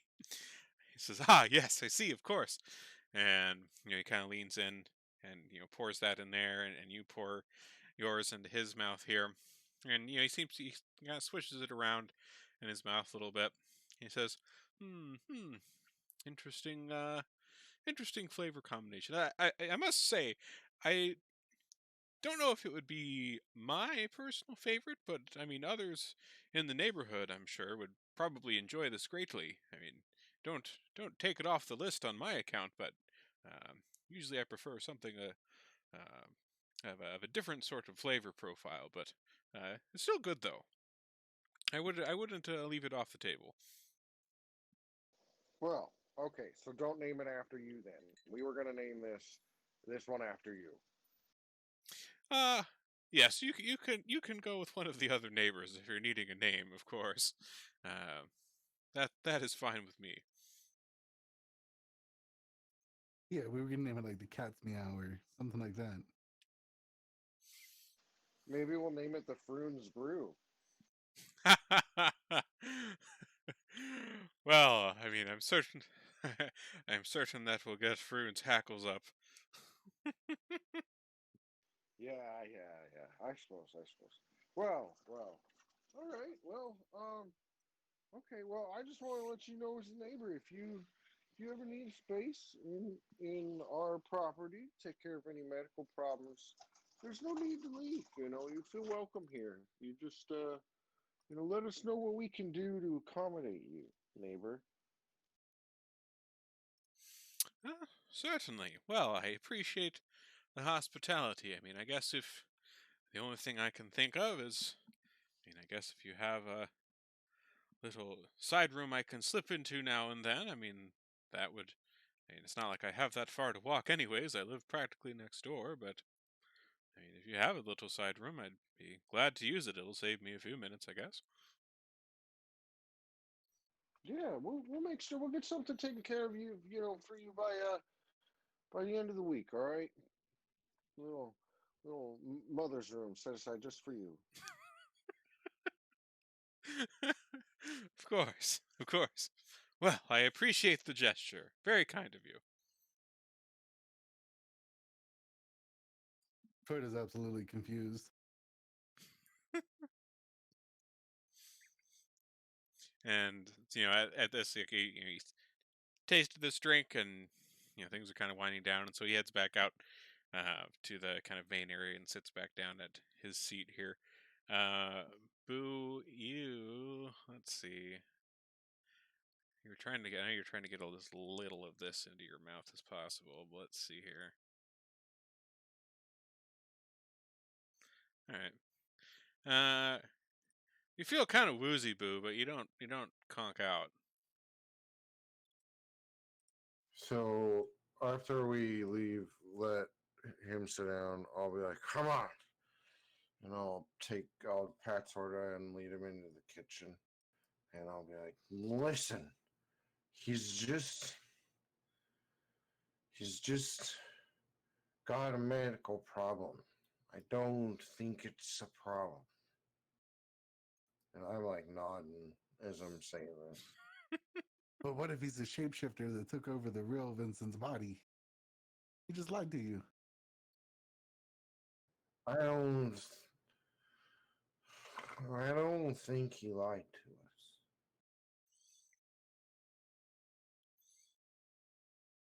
I don't like it.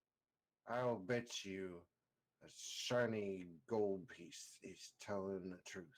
You watch him. You watch him. I'm like trying to curl up on the griddle top or something.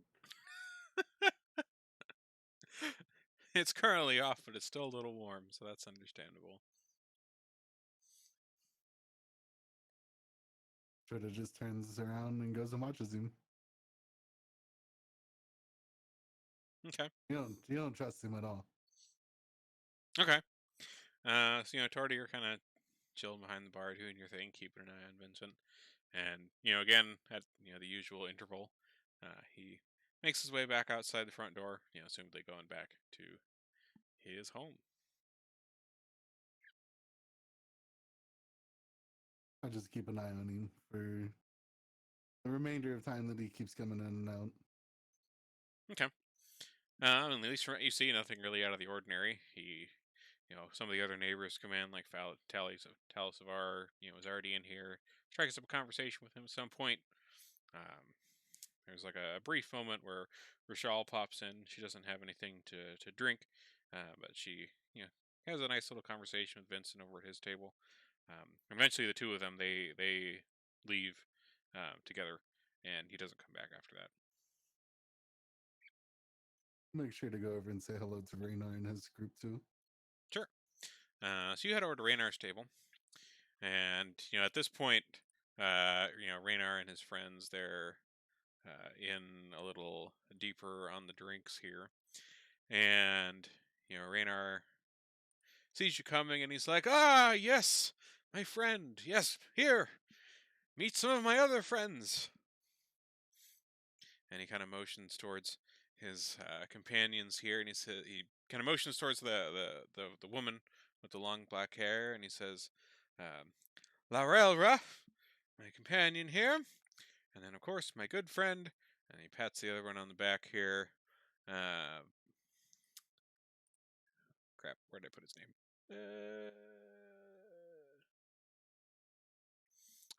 And my good friend Osco. And he kind of pats his halfling friend here on the back, who kind of smiles, this kind of charming, boyish grin, and says, "Hello." I'll bow and introduce myself. Look at the female and be like, wow, she's quite a tart. You know how I feel about tarts. So Laurelra kind of looks at you as you kind of make this comment here, and she kind of brushes like some of the kind of long black hairs that had fallen in front of her face, and you can see she has a little bit of a slight smile at this, but she also kind of shakes her head, kind of like, "Oh, oh, brother," like these kind of comments. Got a thing against frogmen, huh? No, no, nothing against Frogmen, of course, but I appreciate the compliments, of course, but they always are. I always find them amusing. And Raynar, kind of raises his glass that he has here. He says, "So, what all business have you all been getting up to around Troll Skull? I mean, at least things seem to be picking back up after the fireball blast. That's good to see." Yeah, business is good. Business is good. You know, the normal stuff. Trying to stay out of jail. Trying Yes. to stay free from being framed for murder. Good, good. Yes, yes, that's I'm glad that all worked out amicably in the end. I mean, hopefully that hopefully we'll be able to get to the bottom of all that demon business that you were finding out in that trial. Goodness. Yeah, that's on the side burner. We're looking at some guild stuff going on with these mind flayers. Oh, interesting. I don't think I'd heard anything about that. Well, you know, keep your brain cap on, because mind flayers are taking over high-ranking city officials. Well, I'm glad to say I'm not a city official. Gods, I would not want to work for the city of Waterdeep. But, I mean, I am the son of a former lord, so I guess I can see why they might come after me, but I will keep my brain hat on, as you say. Mm-hmm. How's things been going with you? Any new ventures? Well, no, things have been pretty quiet for me, I would say, aside from all the events surrounding you folks here. I mean, I spend time at my manor. I, cavort with my friends here, and again, he kind of slaps his friend Osco here on the back, who kind of laughs along with him here. But other than that, things have been pretty quiet, I'd say, for the most part. It seems that all the big happenings going on in the city right now seem to be all in your pocket. Nothing is able to be hung on us. We're just passing through, you know? Yes, yes, of course. I mean, nothing by it, there, friend. Of course, no fault to you. But goodness, you guys have certainly had a busy few months, I must say. It's been a hell of an adventure. I mean, just walking in here the first day, I almost got killed by a fireball. Well, we're glad you came out of it alive and are still here to tell the tale. Me too, me too. The other option, not so good. And I'll offer a free round and take part and leave.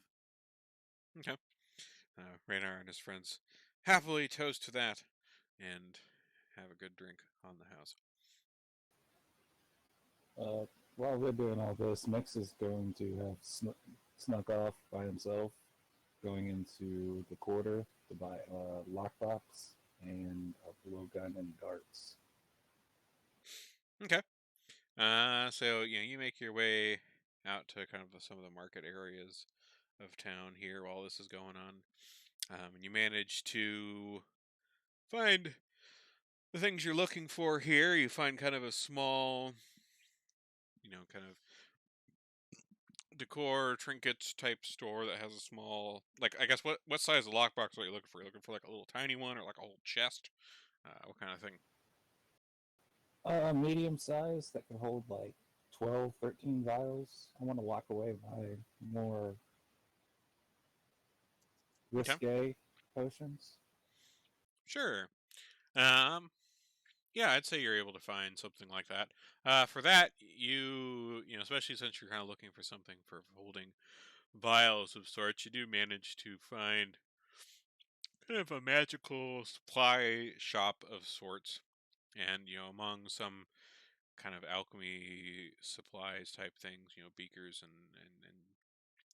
vials and things like that, they do have a decently sized little chest with, wooden chest with like kind of built-in little rack in it for, holding vials and some space for other um, equipment or ingredients if need be. Seems to be kind of designed for that purpose. That particular shop is willing to let that off their hands for, it's like 30 silver pieces for that little uh, case of sorts. And then, for a blow dart type thing, I mean, you head to a shop nearby that is, weaponry type store. And amongst all the various, swords and knives and daggers and other things like that, you do manage to find a little kind of blowgun set with some darts. And that one is going to set you back about, say, 3 silver for the set. It's got, the little tube, and then it's also got, comes with, looks like 10 little crafted darts, kind of feather tipped ones. I'm gonna offer him a gold piece for a total of 50 darts in the whole set. Okay. The shopkeeper is more than happy to meet that request and kind of looks around in the back and manages to find an extra little case with additional darts inside of it to meet the total you're looking for with the 50. I thank him. I thank them both, and I head back to my little dungeon. All Turns out right. I had a vial of dro poison in my inventory, so I'm gonna get up to some shenanigans. All right. All right. So, I mean, it's been, pretty much most of the day that you guys have been poking around, getting into trouble here with your neighbors. And it's kind of getting on into the evening. Sun's going down. Uh, business is still going on at Troll Skull. Patrons are coming and going. Neighbors and non-neighbors alike. At some point during the evening, you see like Raynar and one of the other like random patrons that's there, one you don't recognize, get into an arm wrestling match on one of the tables, and the other patrons there are all kind of standing around cheering, taking bets on who wins.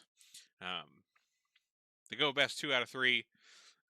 Raynar manages to clinch the third round and take the uh, and take the bets, much to the uh, groans or cheers of some of the patrons who had bet on the other guy. But other than that, it seems to be a typical night in Troll Skull as night comes.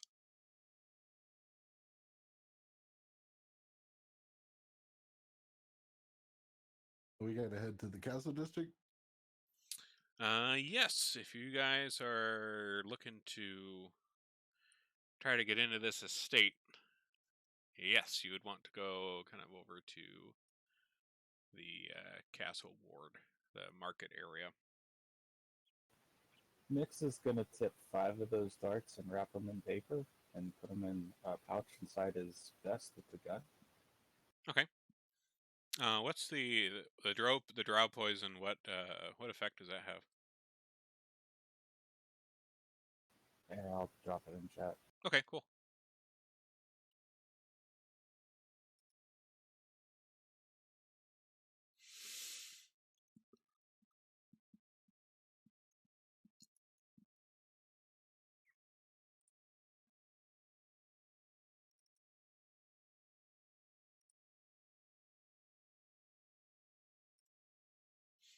Here we go. Let's see.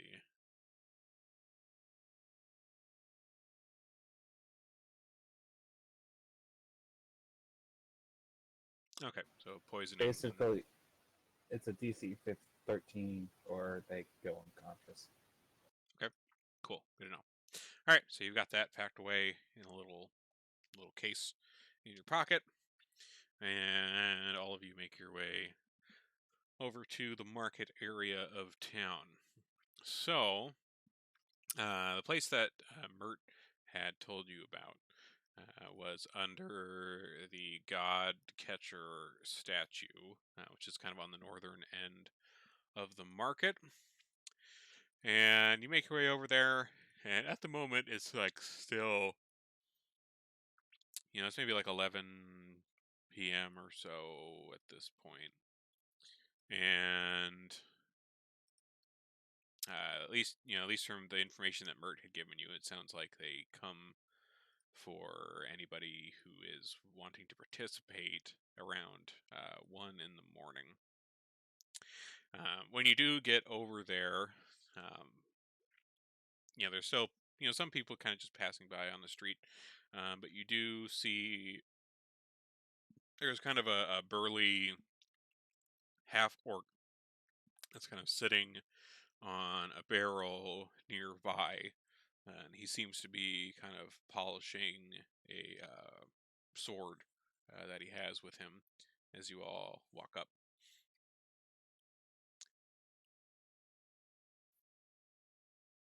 I'm gonna give him the death stare Okay. and checking him out, ironing him up. Roll an intimidation check with that stare. We'll see how intimidating you are.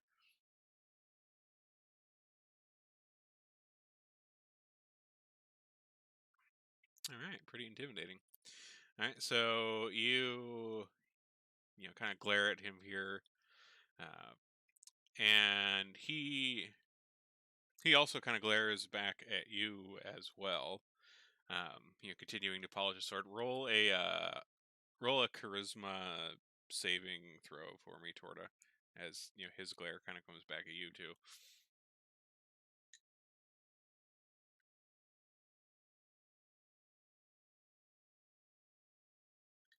Okay. Like you can certainly feel the fight in his glare, but you don't feel any particularly intimidated by it. But he continues polishing his sword, and you guys are all kind of mulling about here. After a little while, he kind of looks at you all and is like, "You all here for the ring as well?"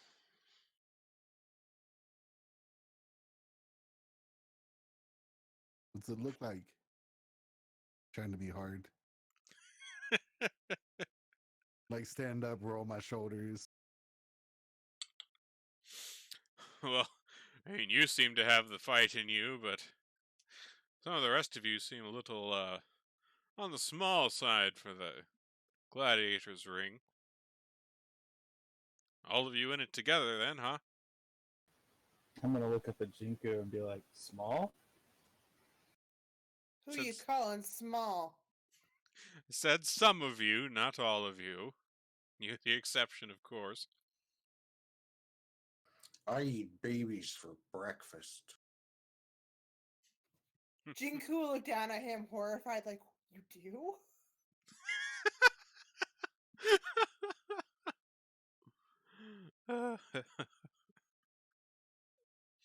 We blend him up and put him in his mask. I don't know if I want to hang out with you guys anymore. Well, if you're looking to step into the ring, there's certainly violence where that came from. I mean, nothing of injuring children, of course, but um, there will be blood, of course. That's the nature of these things. What was it that Boo called me? The 10,000 armed frog of doom?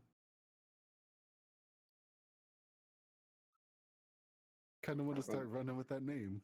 10-armed demon frog of doom. There you go. I'll ask him, have you heard of the 10-armed demon frog of doom? And I bristle up real big in my 4-foot stature. He kind of looks you over and he says, "Well, I can't say that I have, but I don't see the arms on you to meet that description." That's the problem. You'll see him when it's too late. Big words for small folk, but it'll be interesting to see if that's true. Are you here for the ring? Because if not, I mean, we can go right now. No, I'm here for the ring, of course. But, there's still some time before they usually come around. Oh, we can Bucket have peanut? Oh, man, you're trying to be nice. I'm over here trying to fight. Oh no, I'm offering it to Boo. Okay. We could have a match for the people right now. As intriguing as that sounds, I'd rather not get in any sort of scuffle that would alert the guard.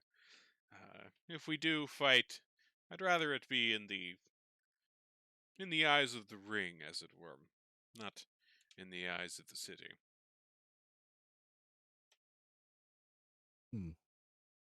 Guess we'll have to let the people know to come get us that you're afraid to fight in public. Tried to No, demoralize him a little. it's not the public or the city that I fear. I've just had a little few too many run-ins with the law in my time, and I'd like to stay more on the down low if I can. I mean, my little guy right here, and I'm pointing to Boo, he's been in prison. Hard time. Jesus. I'll like pull my mask up a little bit, and I'll point to the magic missiles I have under my eye, and I'll say hard time. He kind of lets out a deep laugh at your little magic missile tattoos, and he kind of turns slightly and like lifts like the back of his shirt here, and like his whole back is like this incredibly intricate, ornate tattoo covering like the whole width and breadth of his back. "I think I've done a little more time than you, friend." Okay, now I am gonna offer him a pocket peanut.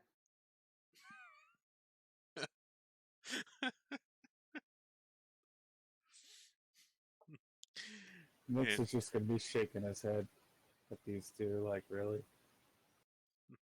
He declines the pocket peanut. He doesn't really want to take food from potential rivals in the ring. All right, more for me. I just look at him like, I've been too intelligent to get caught. Killed a lady in one punch. Nobody ever found out. But that's not entirely true. How do you know? The kids saw you. How do you know? I was the only one Sorry, there. this is out of character.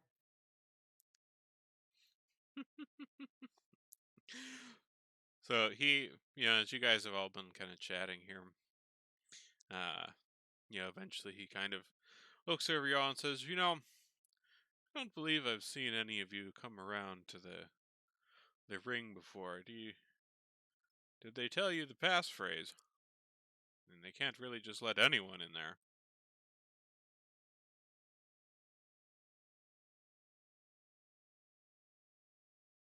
Nope. I just heard that there was a good way to get into lots of fights. I was told to come here. Hmm. Well, you know what? I must say you have me a little intrigued to see this frog demon of doom. So I'll tell you what. When they come for us here in a little while, tell them that the body star shines bright tonight, and maybe we'll get to see you in action in the ring.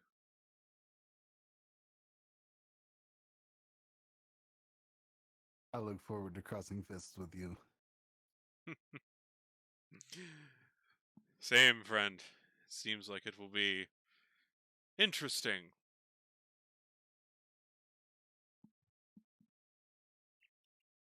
And he, continues kind of working on his sword here. So after a little bit, there is a tiefling that comes kind of up the road to where you guys are, kind of wearing a long robe with a hood. And as you guys have been waiting here, there's been like a few other people that have shown up as well. There's like looks like a dwarf showed up, and then there was another human who seemed to be kind of dressed. He has kind of like a mask, like a cloth mask across like the bottom half of his face. It's kind of has this kind of tight leather armor on most of his body here. But it seems like most of you here are all the group that's here tonight. So you see this tiefling approaching, and he comes up to you all, and uh, kind of spreads his arms out as he gets close to you all, and kind of motions for you all to gather in. And he, takes his hood down, and he's kind of this dark, kind of almost kind of a dark blue skinned tiefling here, and he has these two very thick horns that kind of curl tightly, kind of like a ram's horn on each side of his head. And says, "Well, we welcome you all here tonight." And says, "Follow with me." And he kind of starts leading you southwards across the market square. And as you guys are kind of walking, you're kind of walking in a kind of a line of sorts towards the south. You see he's kind of going along, and you see him kind of whisper something to the orc guy in front of you, and the orc guy responds, and he nods, and then kind of motions for the orc guy to keep going. And he comes to you, Jinku, and he kind of leans up a little bit. He has to kind of reach up a little with your height, and he kind of whispers in your ear, uh, "What is the light that dawns the sky?" And I'll repeat the phrase that the one guy told us. The body star shines bright tonight. Yeah, because I can't remember. Yeah, that. Sure. Um, and he nods and motions for you to continue, and goes along down the line with the rest of you and the others that have come, and leads you to this estate. So you find yourself outside this kind of well-to-do home here, and it has like a little bit of a kind of a garden area around it. Like you come up to it on the street here, and it's got kind of a decently high wall, like maybe a 8 or 9 foot wall around the edge of like a small garden, and inside you can see a decently large home, 3 stories tall, pretty well kept it seems like. And he goes up to the door, knocks a few times, the door swings open, and he leads you all inside. Let me get a...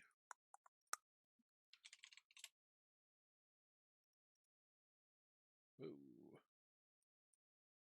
Hold on. Let me size that down a little bit.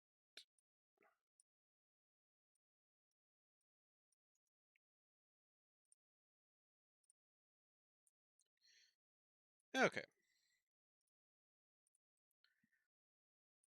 Let me unmask an area for you here.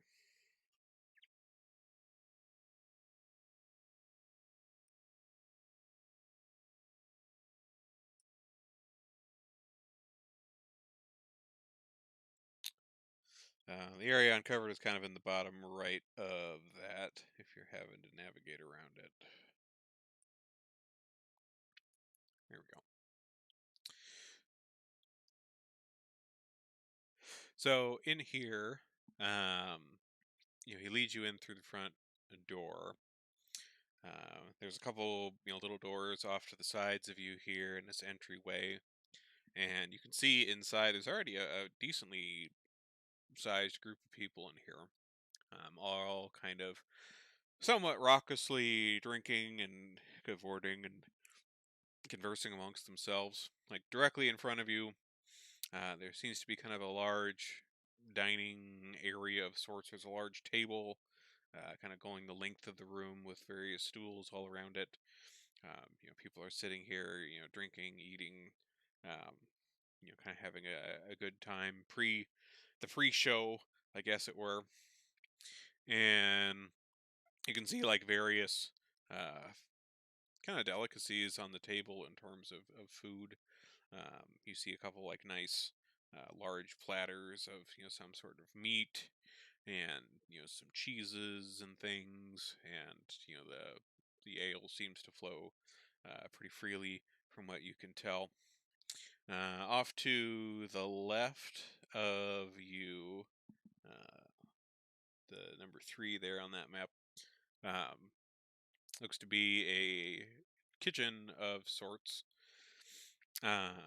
In here, there's like a large floor covering that's kind of made out of these reddish scales that covers a lot of the floor, and um, there's a couple people that are in here kind of preparing things, and then bringing them over into like the larger table where there's maybe a good probably 30 or so people, at least, gathered up. Most of them seem to be kind of the rough and tumble sort. Uh, all of them kind of in various types of armors, light and heavy, sheathed weapons on their backs or sides, uh, scars, things like that. Bit of a rough crowd, but a nice, raucous, and drunk crowd at the same time.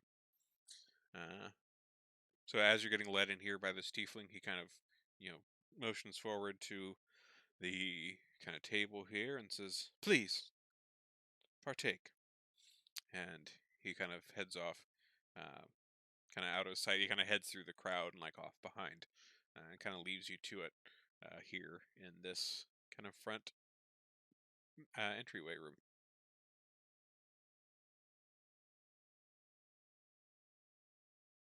We'll go have a seat. Okay. So you all kind of come up towards the table here. There aren't really too many open stools. There's maybe like 1 or 2 amongst the crowd. But Torta, you're able to get in there, and you have a few various platters of things within reach here. It seems that there's pretty easy to get a mug of ale or some kind slid your way as well. So you can feel free to dig in if you want. Like all around you, these other people, very like all sorts of various races. You got humans, you got orcs, you got dwarves, you got all sorts of stuff. All in here, kind of jostling around you here, getting like bumped by people, just from the crowd as people pass by and move around. A lot of loud laughter going on.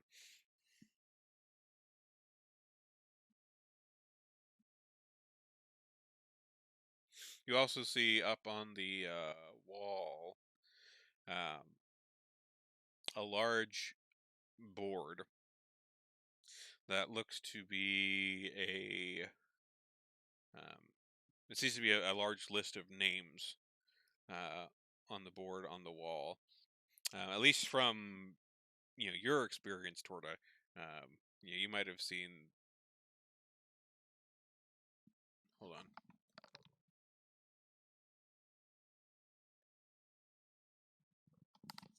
That was a weird noise. Yeah, you kind of assume this is kind of like a roster or kind of leaderboard almost of sorts.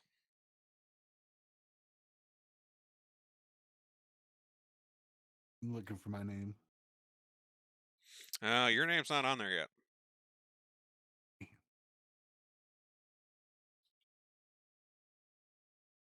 I forgot to ask We'll that get you work. on there, buddy. Forgot Who to we ask gotta that kill to works get there. on there? What are the?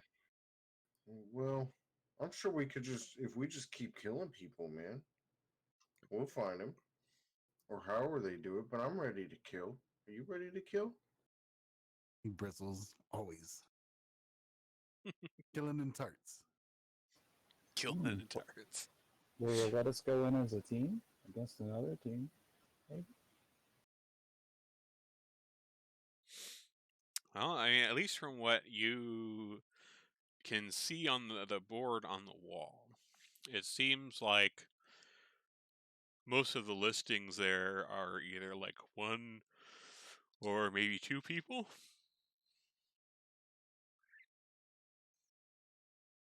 You don't seem to see any sort of like larger groups or anything that looks like a sort of team name. So it doesn't look like, at least from what you assume, maybe you can ask, but it doesn't seem like all of you would be able to go all at once. What do you say, Jinko? You want to go in with me? Sure.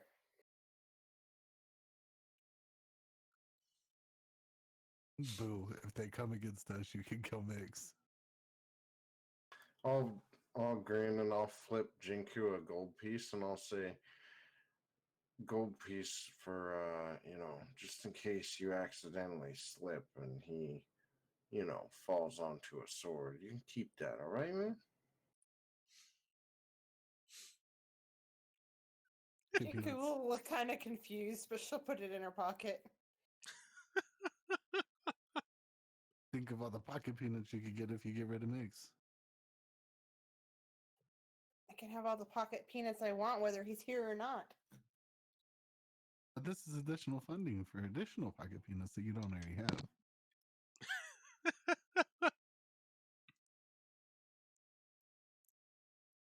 I do like pocket peanuts.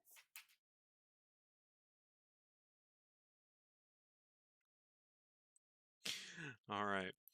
So, as this is all kind of going on, and people are drinking and stuff, eventually you see like that tiefling that had come and gotten you guys. Seems to kind of moving through the crowd, and he like pauses at some of the other people that you had recognized were with you all when you got picked up, and seems to be kind of he has like a little piece of paper and kind of a piece of wood that he's holding here and kind of writing things down as he goes around. And eventually he comes over to you all here and he says, "Well, welcome to the ring. We appreciate your participation. Please, what are your names and how are you going to be entering today?"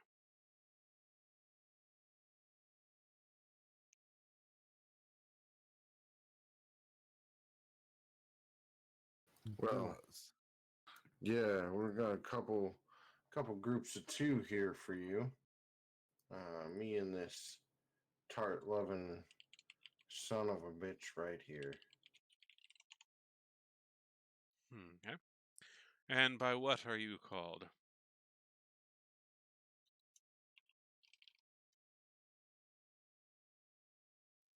I'm Torta. I'm Boo. Boo! He doesn't flinch at all. Oh, That's what my friends call me is Boo. You probably don't want my full name. all right. And how about the rest of you? I am Sir Mix. I'm Jinku. Sir. Hardly enough equipment to qualify for it, sir. You can call them the leftovers. As you kind of call yourself Sir Mix here, one of the kind of more deep in the punch uh, patrons here nearby kind of lets out a, "Ooh, we got here a fancy night this time, sir!" Ha!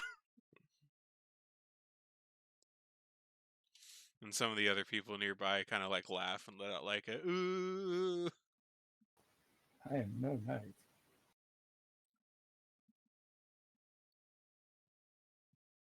Well, then how did you get the name Sir then? Bit of a fancy title if you're not a knight.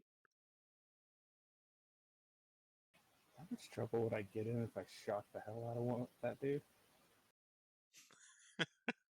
Yeah, it's up to you to find out.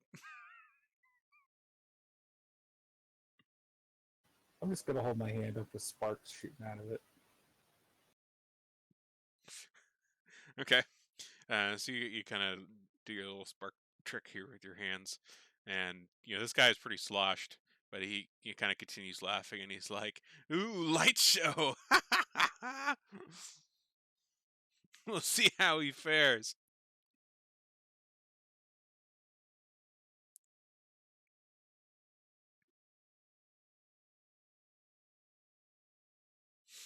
And some of the others nearby, also kind of join in. There's like some cheers and jeers for you all here. A mix of both. Some of them like seeing newcomers, other ones you never know. So after a little bit more, just kind of being here, having the food here. The tiefling comes and kind of calls out to everyone here and says, "Well, we will be starting the proceedings here very shortly. Please, may the contestants make your way down to the ring for tonight's matches. And the rest of you here to watch, well, you may make your merry way down into the seats around the ring. We will see you there shortly." And he kind of motions towards some stairs off to the side that seem to lead downwards.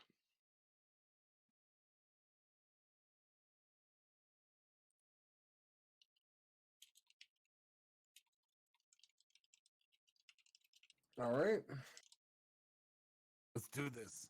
let's kill some shit. Maybe we can eat their tarts.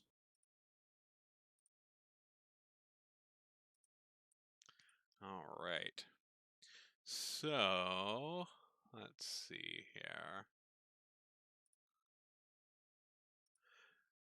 With this, I think we'll call this a good spot to stop for tonight before we get into all that gladiator ring business. I thoroughly disagree with you. Since we're I'm right not about at tired. 11 here. Let's keep going. Well, I don't have a ring set up and all that planned out right now, so I can give you a gladiator ring right now. Next, let's do it. Go brew some coffee. I'm just kidding. Good game tonight. Good game tonight. Oh, hi Coco. Thanks for visiting. Every time we play it's never what I think it's gonna be. It's always some very strange shit, but it's so entertaining. Ah, poor Vincent. He hadn't done anything to you What guys. the hell? I really thought they were going to roofie the guy for doing absolutely nothing to us. I really I was know. going to. He turned into a giant cat thing. My character's not very trusting. Ugh. And Well- this is why Mix is locking up his potions. Well, Vincent certainly has his secrets. Maybe we'll find those out later. But we'll thank you all for coming. Let me see if there's anybody else I can send us to on the stream. I saw Joe was streaming. Joe? Joe Mama. Oh, Rob. Looks like Rob Tui is streaming right now. Okay. I'll go over there. Raid. Coco. Leave my keyboard alone. Cool. All right. Well, Thank you all for coming tonight. We'll see you next time. Off we go to raid. Oh, you're blocking my screen. Coco, let us go. There we go. Okay.